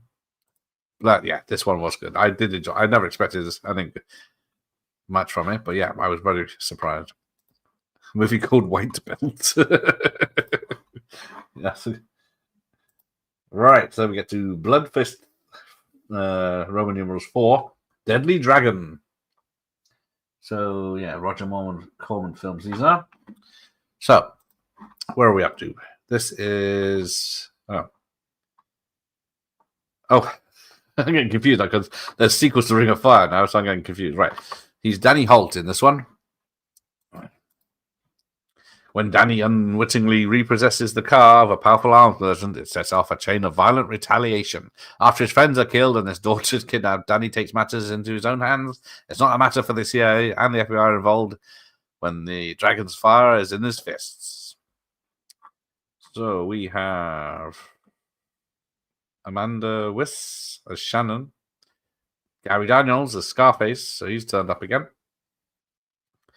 My least favorite sequel for someone here. But yeah. Don the Dragon Wilson and Gary Daniels once had a kickboxing demonstration match. And the VHS was cut by 14 seconds. God damn it. Bloodfist 4 is solid. Don is a Repo Man. There you go. Black Hunter, White Belt. So then we get to, here we go, Out for Blood. It's a familiar pose. So is this one that's got, oh no, there is Out for Blood. See, we're only on 92. This is how many films he's done. I barely know any of them back in the day. An attorney is forced to fight back after his family is brutally murdered by vicious drug dealers, leading to an astounding martial arts showdown. Who's in this? Sherry Stuttock is the woman in question. But that's about it as far as I can tell from names and faces. A lesser PM movie. Martial arts action, body lands on car, family relationships, live action, karate. So yeah, I mentioned this is one of the 3-picture deal for Lauren that he turned down. So there we go. Out for Blood is Van Damme's pretty good. I thought it said Cat for Blood. It's not a good font. Yeah, I don't know if that's part of his contract that he has to have Don the Dragon Wilson and World Karate Champion. But then we go back to Shari Shattuck again in Ring of Fire 2, Blood and Steel. Right, I'm getting really lost here. Right, Blood and Steel from 93. At least we've moved on a year. What time is it? Right. Martial arts fighter battles murderous gangbangers and a henchman of an evil underground fighting champion to save his girlfriend.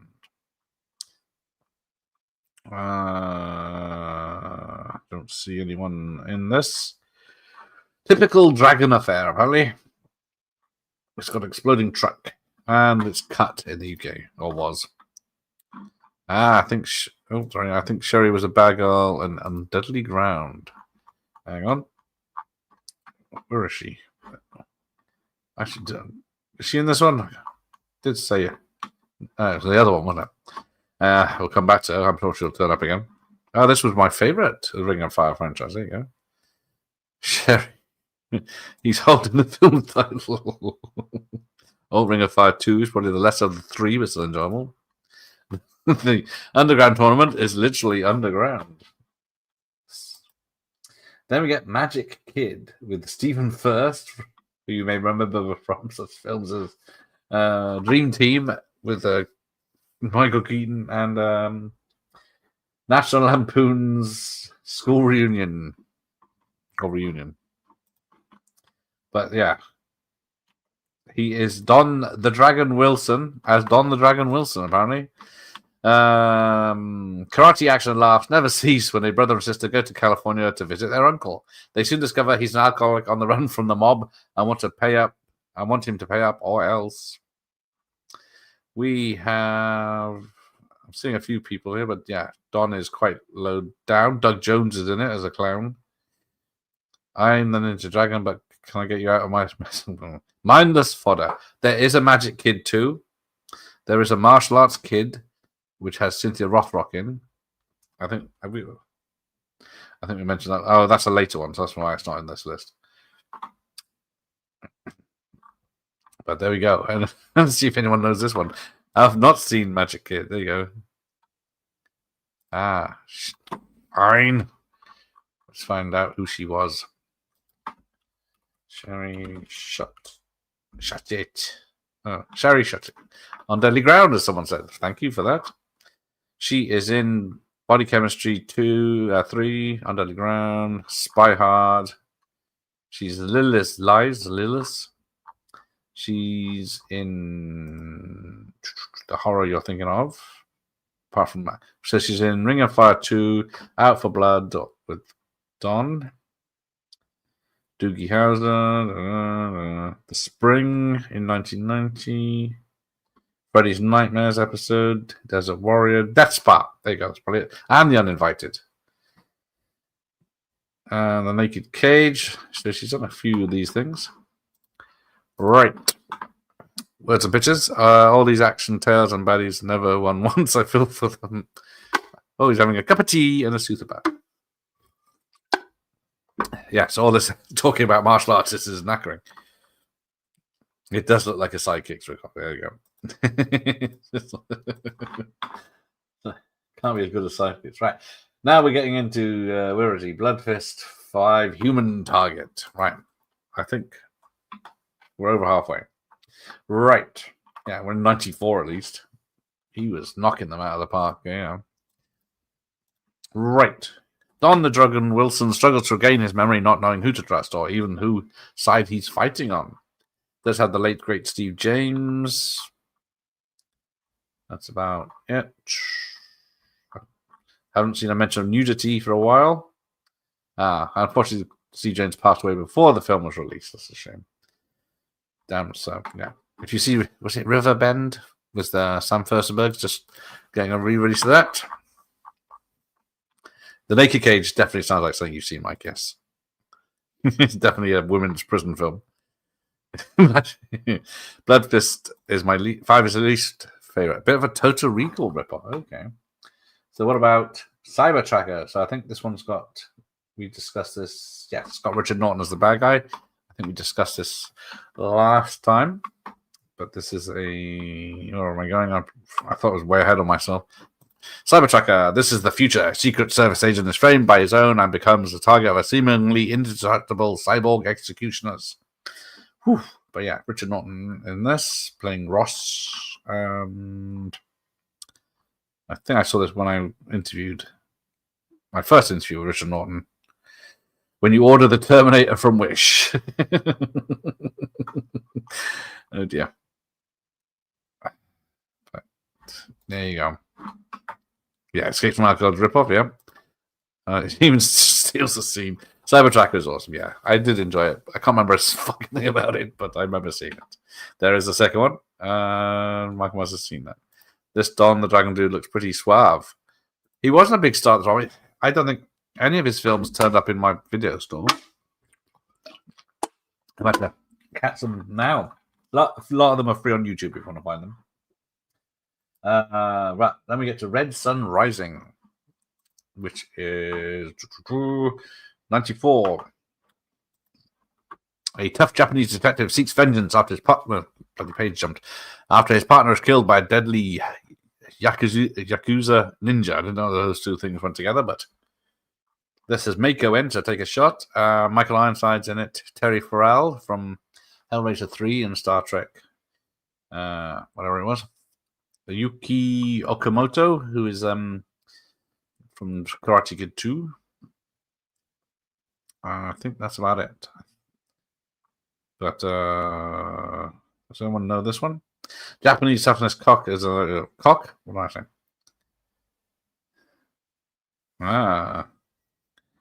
So, the lead character's name, Hoshino, was the nickname Don Wilson competed under exclusively when kickboxing in Japan. All right, let's see if anyone knows this one. Yeah, even Don thinks it's one of the best. Microsoft paid cover. Yeah, they didn't.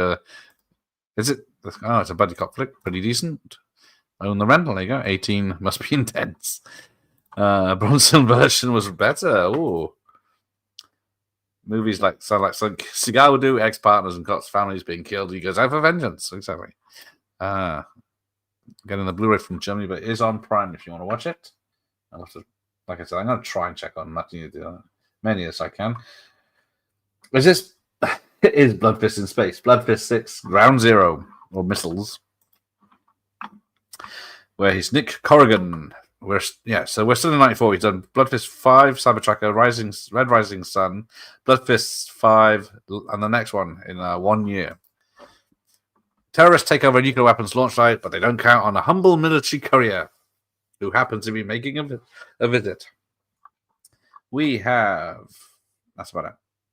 Don the Dragon Wilson's about the only name I can see with at least a picture. But bombs away, it says. A new low for this franchise. But we have female nudity, female topless nudity, terrorist, nuclear machine gun. Oh, there you go. Came out in 95. Barely 90 minutes of your time. Many of these you can watch on Tubi. There you go. Most of these films have low budget releases and look like a specky game. Bit of a Die Hard ripoff in this one. There you go. It's okay. From Jeff. I'm surprised he hasn't done a review of the Blood Fist franchise. But then we get to Ring of Fire 3, Lion Strike. Jesus Christ, I just thought there was another one of these. Also known as just Lion Strike, where he's Dr. Johnny Woo. Because, where is he? What franchise is this one? Ring of Fire. So, Ring of Fire 1, he is Johnny Woo, isn't he? Right. A holiday vacation for Dr. Johnny Woo, his young son Bobby, and a beautiful forest ranger turns into a nightmare when they are thrown headfirst into a whirling maelstrom of violence involving a new breed of evil, the Global Mafia. This one has Bobby Phillips in. Yeah. That's about it. Okay, after a shaky start. Okay, there you go. That's about it. Got a noise outside. He's tempted. There you go. Why not? Sub-Zero want to be, yeah. My ex just turned up at 10 p.m. for a talk, and I've taken time to actually type this message. Going to have to scoot. Take care, Roden. Good luck. Right. So yeah, this the third and final Ring of Fire. Then he's in Batman Forever. He is gang leader. So yeah, he is the gang leader with the reflective fluorescent face. But that's about all his. He got a few fights. Shows off a bit of fighting skills. Then we're back to Virtual Combat. I think we discussed this earlier. Who else was in this? Was it Mateus? So he's David Corey. This is when he grew his hair out. Who was in this? We spoke of this earlier. Rip Taylor, that's who we spoke of. That's Lauren Avedon. So it was the start of the show. So yeah, we'll move swiftly along. Damn underrated. Brandon Lee, yeah, that's it. I was trying to think who he looked like. It's Brandon Lee, of course. Then we get to Blood 7 Manhunt. Familiar at the end of these fucking things. I haven't seen him. I'm sick of time now. He's Jim Trudell in this one. Jim Trudell is a man pursued, branded a cop killer. He must fight simply to stay alive, to clear his name and the very police who framed him. So, who's in this? Stephen Williams of Freddy The Final Nightmare. That's about all I can see. That's any interesting female nudity. There you go. Fight, street shootout, police shootout, hand-to-hand combat. This is the first. This film was not part of first Blood Fist franchise when originally released in the United States. It was just called Manhunt and then renamed to get into that franchise. I guess Blood Fist released on tapes. Yeah, I've never even heard of them before I started looking up this list. So Blood Fist in space. We'll get in there. That cover makes him look very skinny. Yes, that was that virtual one. That is Blood Fist 2025, but without Don. Okay, I guess it sounded like Blood Sports. Yeah. There we go. There's Cyber Tracker 2. And they don't even put Don on the cover. Disgraceful. Cyber Tracker 2, where is Eric? Right. Secret Service battles an arms dealer who's creating a cyborg army. So Tony Burton's in it from a Rocky franchise. That's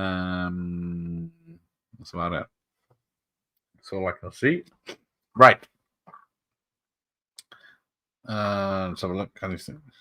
No, nothing. The Future Cops are wearing uniforms from V's from 1984. And then it's cut by the BBFC. Of course it was. Right. That picture isn't helping. Then we get Night Hunter. Oh, this is what we should have done as a double bill with something else. It's obviously a vampire film. Is that Bruce Willis? It could be. Hard to tell who it is. It's definitely a Bloodsport reel. Yeah. Underwhelmed by this one. Okay. Cheap Robocop, doesn't it? Yes. Had a neck break cut. I think. Yeah, that's what, exactly. He does look like Lou Diamond Phillips as well. Racists. Okay. Night Hunter, where he's Jack Cutter. I don't know if he's been Jack Cutter before. No. Right. That's Cybertruck. Okay. The stakes. Fuck.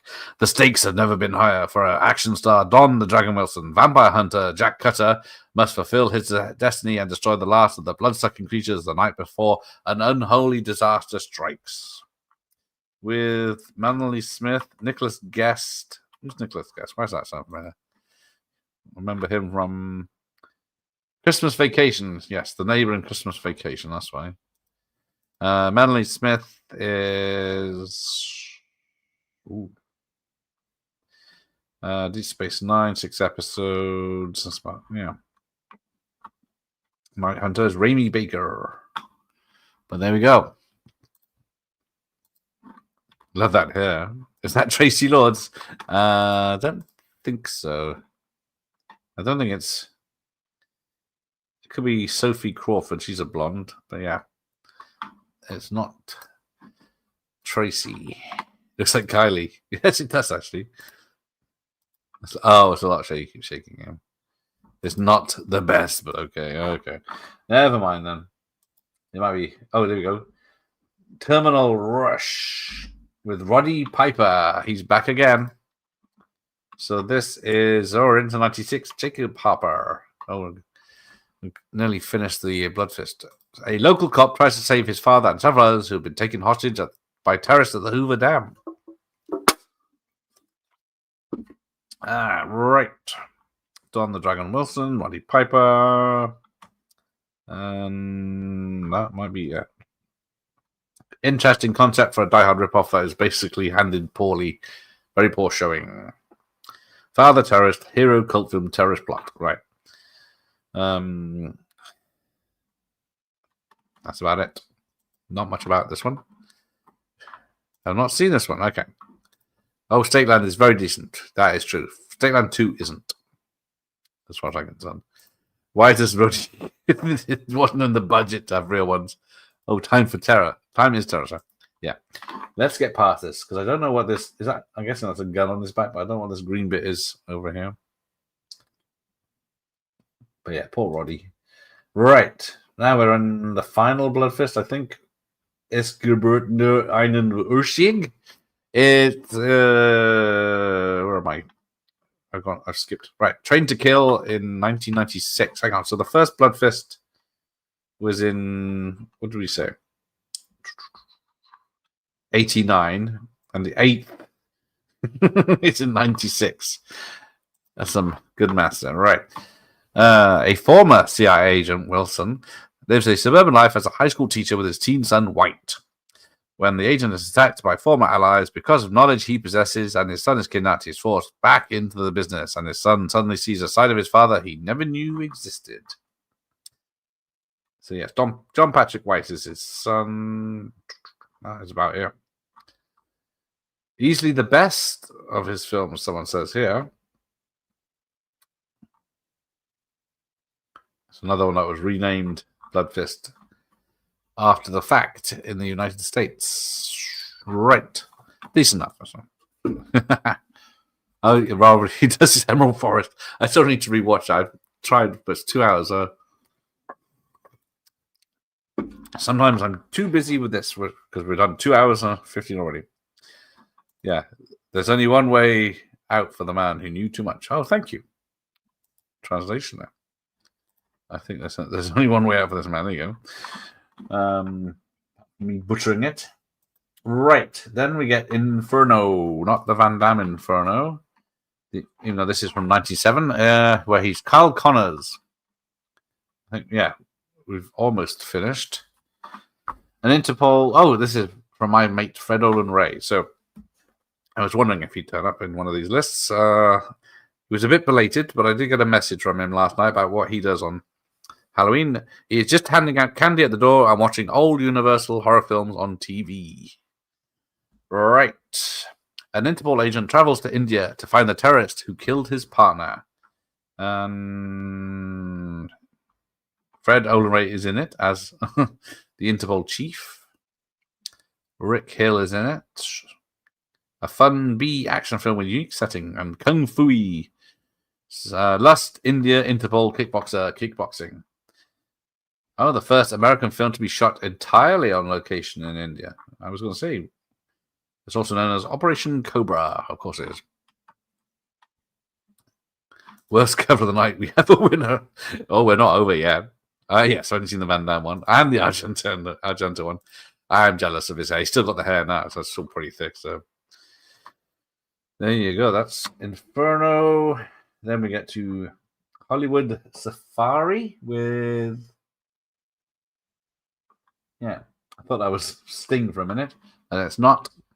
Right, so this is when we go off martial arts, where he's Greg. An animal trainer and his family must race to save a trained mountain lion from being destroyed after it's mistaken for the one that killed a teenage boy in the forest. So, we've got John Savage, Don Wilson. That's about it. I think that's about it. Two lines on the loose. One is about, yeah. From 97. Yeah, there's virtually nothing about this film at all. Is that Sting? Actually, I thought it was Sting. It's a wig. Yeah, there's another Fred Olin coming up soon. I refuse to believe it's a wig. I will ask Don. He will reply to comments, but not messages. Right. Okay. Then we get Chris Penn, Michael Madsen on a trail of a serial killer with Don the Dragon Wilson. We did miss he is in an episode as Don Wilson in the TV show Moesha. He is FBI agent Rau in this. Rau? The Street Fighter name. Damien Lee wrote and directed this one. A burnout detective follows the trail of a serial killer who sends him messages about the murders. So, Chad McQueen is in this. And, yeah.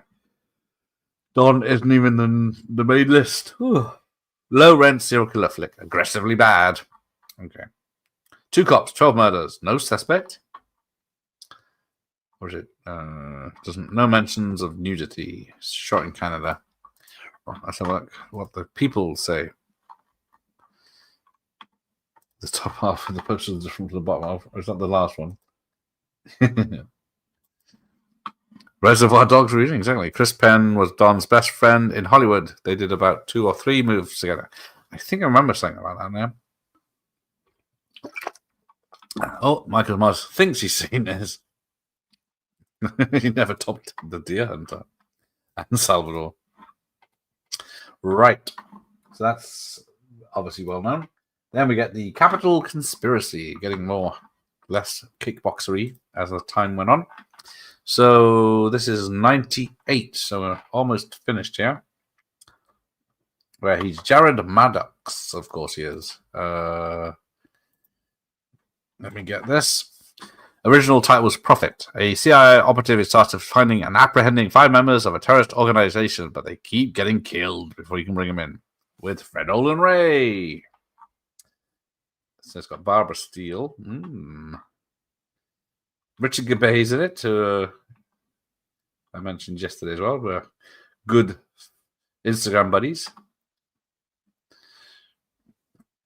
He signed my Assault on Party Nerds, which is in the post, and he got Robert Carradine to sign my Nerds sleeve as well. But they should be here this week, I'm hoping, if the bastard Poachy hasn't lost it, like he lost my David Zucker signed Airplane, and well, they never even got to him, so he didn't get to sign them. But anyway, what are we doing? Psychic, kissing while having sex, female rare nudity, bare-chested male, and sex scene.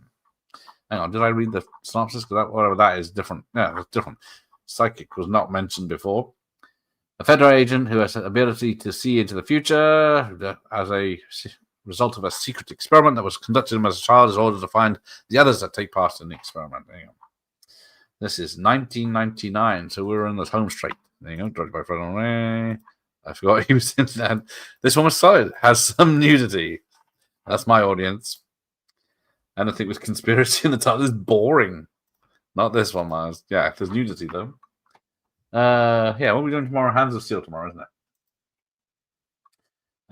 Yes. Don the Dragon Wilson, Andrew the Dice Clay, and Fred the Hammer Williamson.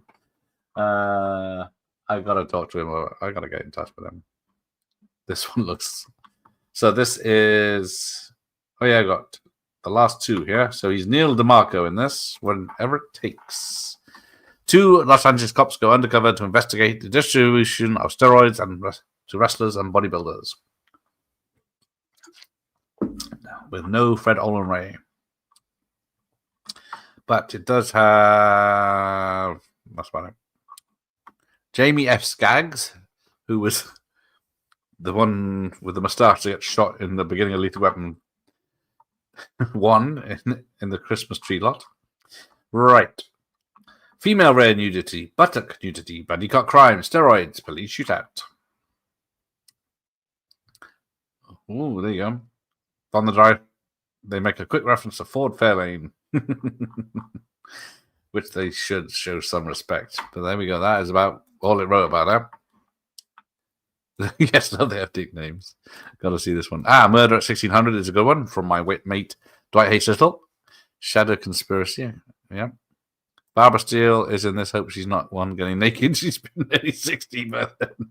Oh, not a very good this one. Oh, there you go. Looks like Idle Hands Sonic Garage cover, yes. Male or female buttock nudity. Did it? I don't think it's specified, did it? I said female rear nudity, was it? Oh, no, that's Capital Conspiracy. I've lost the page. Never mind. Anyway, conspiracy theory. I'm not the biggest fan of that. But, right, the last Don one tonight. Of course, he ends the film with the decade with a Disney film. The Saintly Switch. Let's see what this is about. He's called a character called Tight End. Aren't we all? I hope that's not too loud. Men's rear. Very disappointed. I think they released it as a Blu-ray in the US. Nuts. What the fuck is that? Subtle. Oh, God, this is... Right. A married couple, he is an aging NFL quarterback at the end of his career with children on the verge of divorce. An imminent divorce is due to their mutual lack of respect and compassion for each other and the effect it has on their children. When the family takes a traumatic move to New Orleans, they move into an old Victorian home. There in the attic, ... The children think they have found the magic to solve their parents' problems. The children accidentally manage to switch souls of their parents. Now the wife must face the perils of the locker room and pressures of the family breadwinner, and the husband must face pregnancy and a bond with his children. Well, newfound respect and some appreciation. Fuck's sake. Enough of that. Right. Anyone going to watch that? If you've not seen this, looks great. Does look great to Josh, doesn't it? I've only seen Batman Forever. There you go. I bet you couldn't point him out in this. What happened to Vision? Right. Some dark materials there. Right. Who's next? Who's fucking next? Right. Oh shit. Oh. Now we get some respect. It's what time is it? Let's crack on. But this one's a short list, funny enough. You'd think this one wouldn't be a short list. That was grueling. That was a long list. I think that's the longest, I hope, because it's going to be another hour at least if it's not. Right. Sir Chuck of the Norris. Pretty thin air. Anorexic. Seagull, do Seagull. No Seagull, no Van Damme, no Jackie Chan. We just got a picture of a man. Chuck the Norris. Could he be the most manly man, mustache man?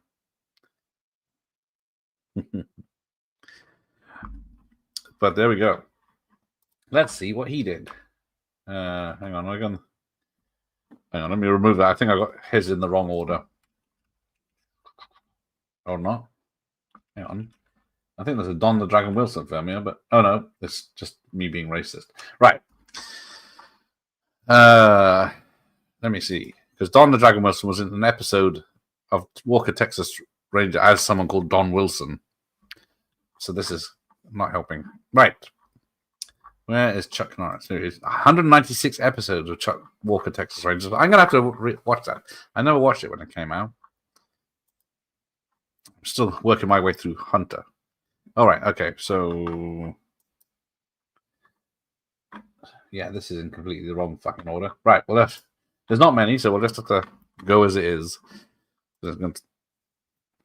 Chuck's not bad. Yeah, never bothered abs. It's just all muscle. Right. Please change the photo. Oh, too much man. Right. So we'll start with the Hitman. There's only about 5 of these films he's done in the 90s. So Chuck Norris with the Hitman. So yeah, so apologies, they are in the wrong feckin' order. Because between Here in the Terror and Braddock Missing Action 3 in 1988, he had a gap of 2 years. Came back, acting fucking. Where is it? Doing order. Delta Force 2 Operation Stranglehold, or the Colombian Connection, as it's also known, in 1990 with Chuck. This is just when the DEA agents are taken captive by South American kingpin, the Delta Force is reunited to rescue them in the sequel to 1986 film. Except, I don't think any of the original cast are in this. Aaron Norris directed it. It does have Billy Drug as the bad guy, but that's about... Dick Warlock is in it. My mate Dick Warlock, who we mentioned last night, had a quote from him. But yeah, there was a helicopter crash. I did speak to someone, I think it was Dick Warlock, about that. There's a few stunt people in this. It is a canon picture. Right. The Hitman is awesome. I will come back to that. Operation Stash, yeah. But yeah, it is a canon film, or was it the Manan Golem film, I should say. Okay, so let's crack on. No. Hitman, I think, is next. Yes, the Hitman, where he's 2 parts. I didn't mind this. I rented this quite a few times back in there. I think have I got this extra rental? No. I can't remember which one I got extra rental. But, of course, yes. A cop goes undercover as a hitman to bring down a criminal organization. Because Aaron Norris was one of the first people I tried to get hold of when I did interviews. And he said, yes, let me just do this TV series next. And then ghosted me ever since. Don't know why. But, yes, this one's got Michael Parks, Al Waxman from Cagney and Lacey. That's about it, I think. I don't think we got female ass in this. Originally envisioned as a vehicle for Charles Bronson by its writers, but then offered to Chuck Norris by Cannon, who had a relationship with the star. Technically, they had both. Yeah, see, that feels like a lot like a Bronson movie. Exactly, it's supposed to be. Chuck drops his only ever F-bomb. I've never seen Hitman from Mike. Delta Force seems slightly higher budget for canon. I think it's at 6 million. Rebel with a cause to cause destruction. It's a solid one for sure. Yes, it's not too bad one. It's got 3.5 stars from someone there. A 4-star action movie with Chuck Norris. So yeah, they seem surprised. Right. Oh no, we've gone the wrong way. Oh no, it's all gone. Don't talk about this one yet, unless it's the right one. No, it's not. It's the one everyone loves. It's Sidekicks. So, Sidekicks. I saw this in the cinema, so that's how cool I am. But yeah, he rips off a lot of his own movies. Beau Bridges is in it. The late Jonathan Brandis. A bully teen fantasizes about Chuck Norris' sidekick. Trains in martial arts to fulfill his dreams. Mako's in this one. Garrett Graham, Richard Moll. Yeah, yes. Raymore. Dacia McKellar. She's the girl from Wonder Years, isn't it? But apart from that, I think for the kids, it says yes. Mentor, combat sport, teenager, karate, martial arts skills. And Chuck did this as a favor for his brother, who was the director. There's a common theme here. Hellbound on the other hand. Cyborgs is a great, better than Karate Kid. I'm not the biggest fan of Sidekicks. I can't believe Sidekicks with the cinema must have been in and out like a pinch. I saw Ladybugs with Brandis as well. So Karate Kid is great. That's I like Hellbound. Oh yes, I like it more than the. Damn, I can't think of his name either now. But yeah, that's Sidekicks. Let me do it in reverse. So what's it? He did a TV movie called Wind in the Wild, but I couldn't find anything about that. Don't look at these. Don't look at these. Don't look at these. Hellbound, where his name is Frank Shatter. Right. Hellbound. 2 Chicago cops investigate murder when they encounter an ancient demon, directed by Aaron Norris, of course. Yeah. There is no one I notice in this. No. Was this shot in Israel? I can't remember. The last film from the Canik Group before going bankrupt.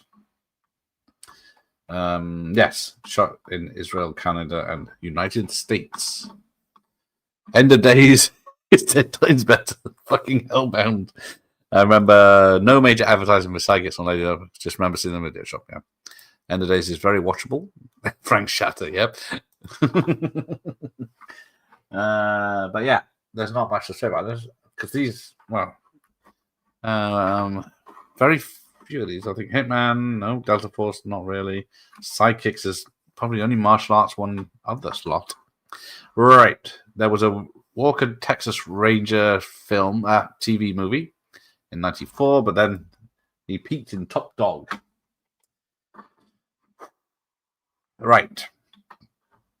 Top Dog.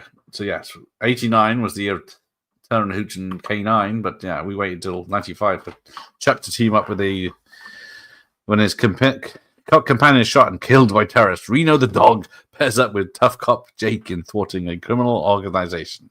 So, yes, the dog teams up with the cop, not the cop teams up with the dog. Yeah, not much Eric Norris is in this, but that's about it. One's tough, one's smart. Together, they unleash explosive action. But yeah, opened up 9 days after the Oklahoma bombing that was by white terrorists, white supremacists, which this film's about as well. $6 million budget this had.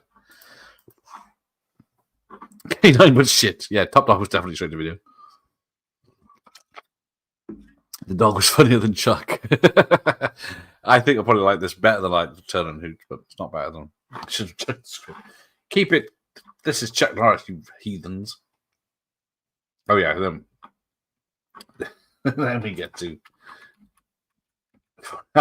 No, why did no one warn me about this? It's a kids' film directed by Aaron Norris, and Chuck's a ghost. A shape-shifting mountain man and a group of children team up to protect an enchanted forest from evil lumberjacks. We've got Terry Kaiser from Weekend at Bernie's. That's about it. William Sanderson, Loretta Swit, George Buckflower. A touching story. Chuck Norris takes his brand of action-packed excitement to a powerful new level. Yeah. I don't think there's much more we can say about this. Transformation, forest adventure, B-movie, superhero action, children.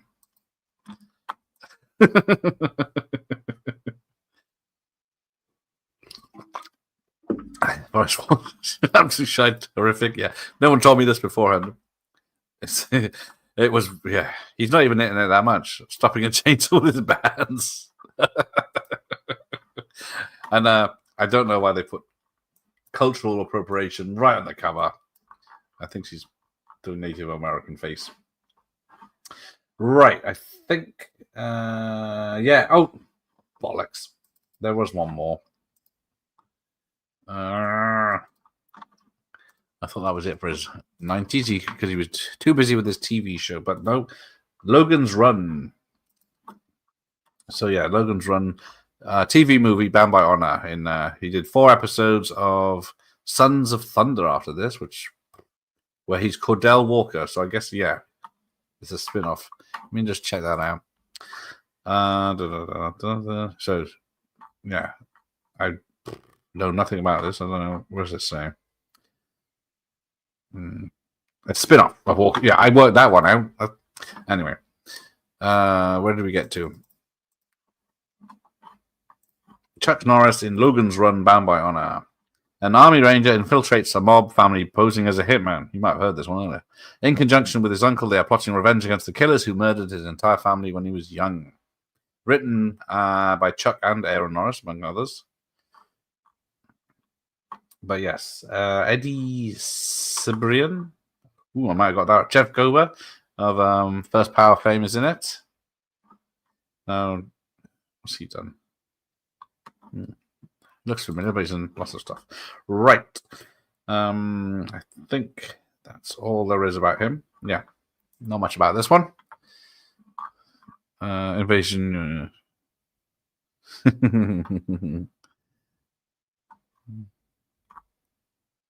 There you go. No one will even heard about this. I'm pointing with a pencil, sat right down the Chuck Norris movie worth adding to my list. Hitman. Yeah, the 80s one.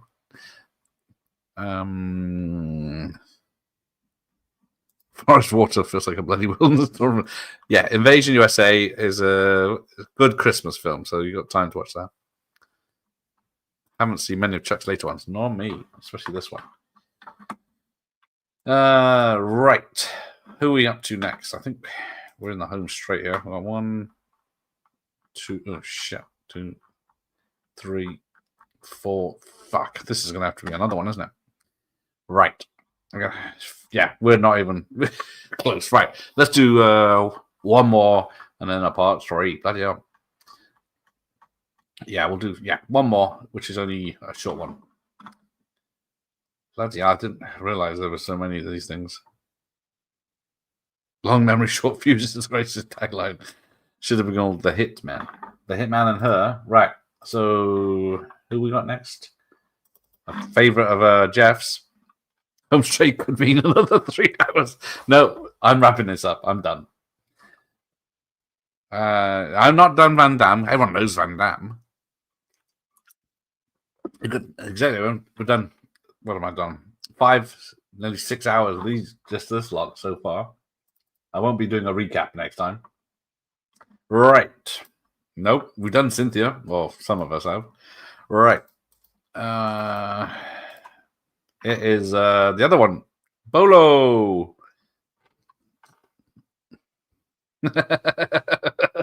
That is exactly it. Underestimate how many films these people have done that no one's seen. Right. So Bolo. We've only got a few of these. Right. Let's see what fucking order I did this in. Let me just bring this up. Bolo. Yes, he's giving Jeff the stink eye there.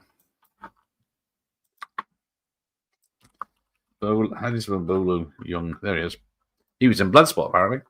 So, he hasn't made a film since 2015, and he's only made 2 films this decade or millennium: Diamond Cartel and Blitzy Boy: The Ultimate Fighter, 2007. That one was right. So let's have a look. He goes way back, of course, to 19. Yeah, he is. I could be here another 3 hours with this one. He started in 1970, making martial arts films. Then obviously Chinese Hercules, Enter the Dragon in 73. Bronson Lee, Champion, the Karate 2. Bruce's Deadly Fingers, Amsterdam Connection. He had his own film called Bolo, where he had a mustache in 79. Way of the Dragon 2. Yeah. Let's carry on. A lot of Bruce Lee exploitation. Fearless Iona. My Lucky Stars in 85. Millionaire's Express in 86. All that, of course. Jackie Chan, and of course, 1988, Bloodsport. Right.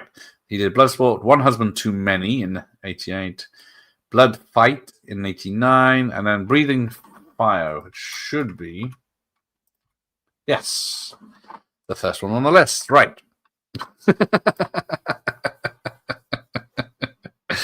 Breathing Fire. Yes, I did. Thank you, Ramon. I did watch that. That was pretty good. Except Bolo is not the star of that one. Cameo on Lucky Stars again. Yeah, shitload. I did not know he'd done a shitload of movies. I've done a video on Al Leong. I haven't done Henry King yet because I'm hoping to get him on for an interview. The one with the Goonies kid. That is true. It is when I catch it. Breathing Fire, where he's called Thunder. So, three directors, 3 writers, all different people.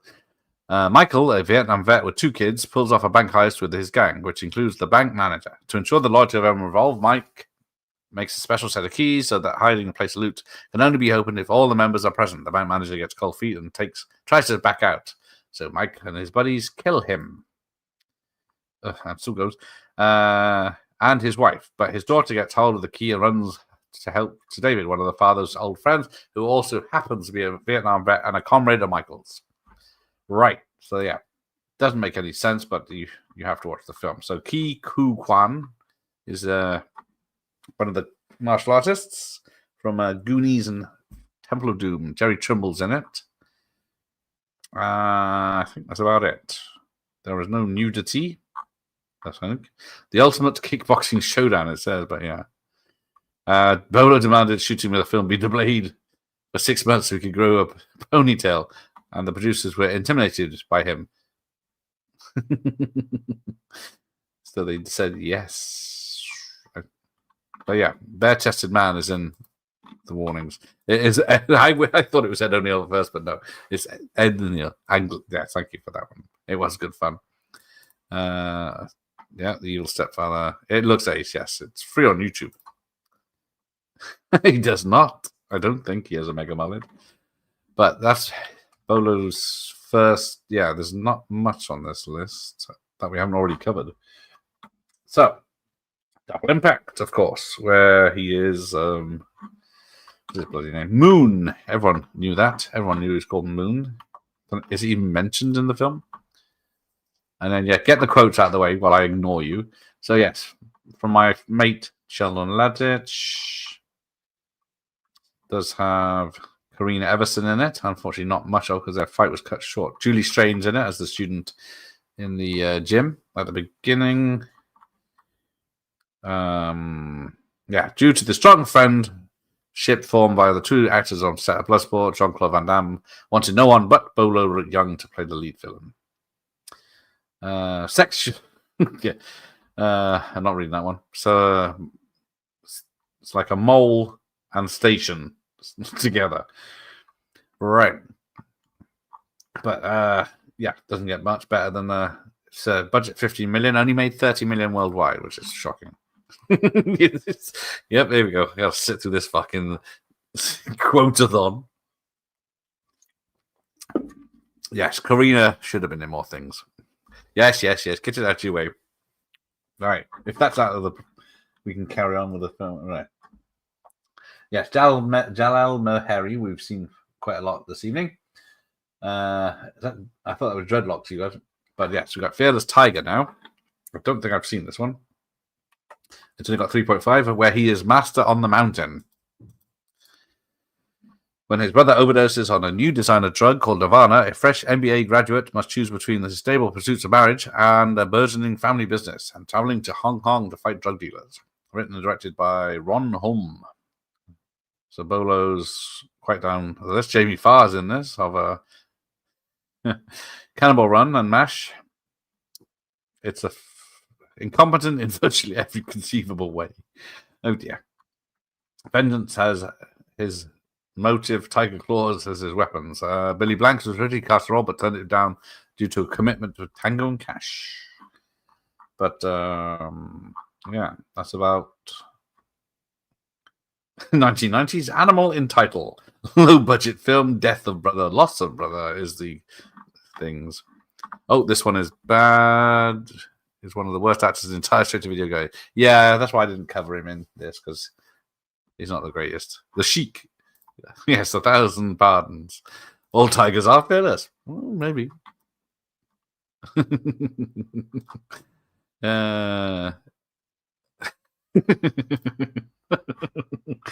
don't watch Double Impact there. Go away. Right, so let's ignore that one and get on to Tiger Claws, which has the Bolo and Cynthia.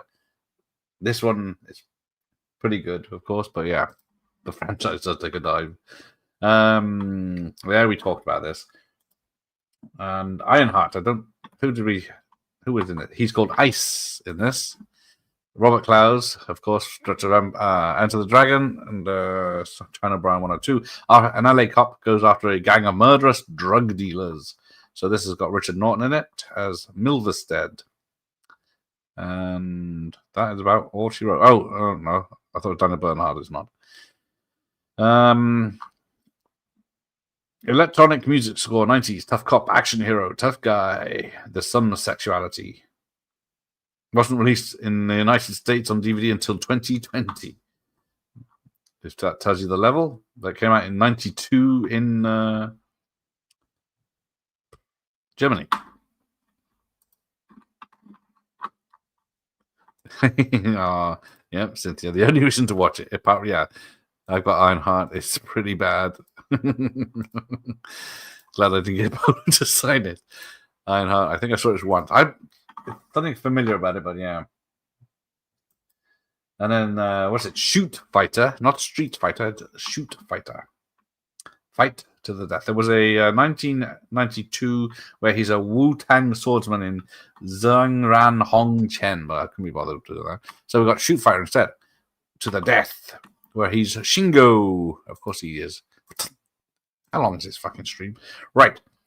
That is with Mariam D'Abo and William Zabka. And Martin Cove. So there you go. All the gangs here. Thunderwolf is in this as Hawk. Bolo is the good guy. Two young karate. Oh, hang on, that's not the right thing. Right. Fight matches that end when a man is either unconscious or dead are fought in Tijuana. Two native friends hoping to make a quick buck go there, owe money to a loan shark, giving them plenty of practice in no rules fights. None of that made any fucking sense, but never mind. Nunchucks, 5-word title, fight to the death, money, man. There you go.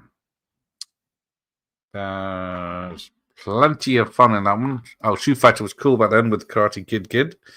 Too long. It's not my fault. There's a lot. There's so many of these films. I haven't seen this. And it's got Crease, yes. And it's got a sequel, but I don't think Bolo's in that one. I have no skin on this. But yeah, there's Bolo in the background. Right. Then TC 1000, 2000, of course. We saw that one earlier. Tiger Claws 2, we saw earlier as well when we did Cynthia. Shoot Fighter. Oh, he is in Shoot Fighter 2. My mistake. And the gang's all here. Right, so Shoot Fighter 2 was it 1996? Oh, 3 years later. Shingo and the boys, Nick and Ruben, are blackmailed into helping Rawlins infiltrate a underground shoot fighting ring in Miami. Who's in this? Zabra. Oh, Bolo and Zabka are the only ones, I think. All new people. An unthrilling martial arts thriller. Yeah, not much details about this one. Miriam DeBow is not back in this one. How long did it take you to put this together? Too long. Not as long as it's taken to read the opening. Yeah, I did not like that design either. Where is it? I don't know who did that, but right. It kind of looks like a beta. Yeah, years. This is years in the making. That's why it's was it September when I did this? I should realize these people have made too many films. Right, so hang on, it says Miriam DeBow in now. I didn't see her in the did I? No, she's not in the main cast list. Is she like a flashback?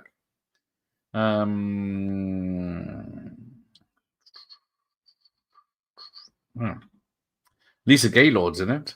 It does not mention Miriam DeBow. That is Shoot Fighter 2, yeah. Doesn't mention James Pax either.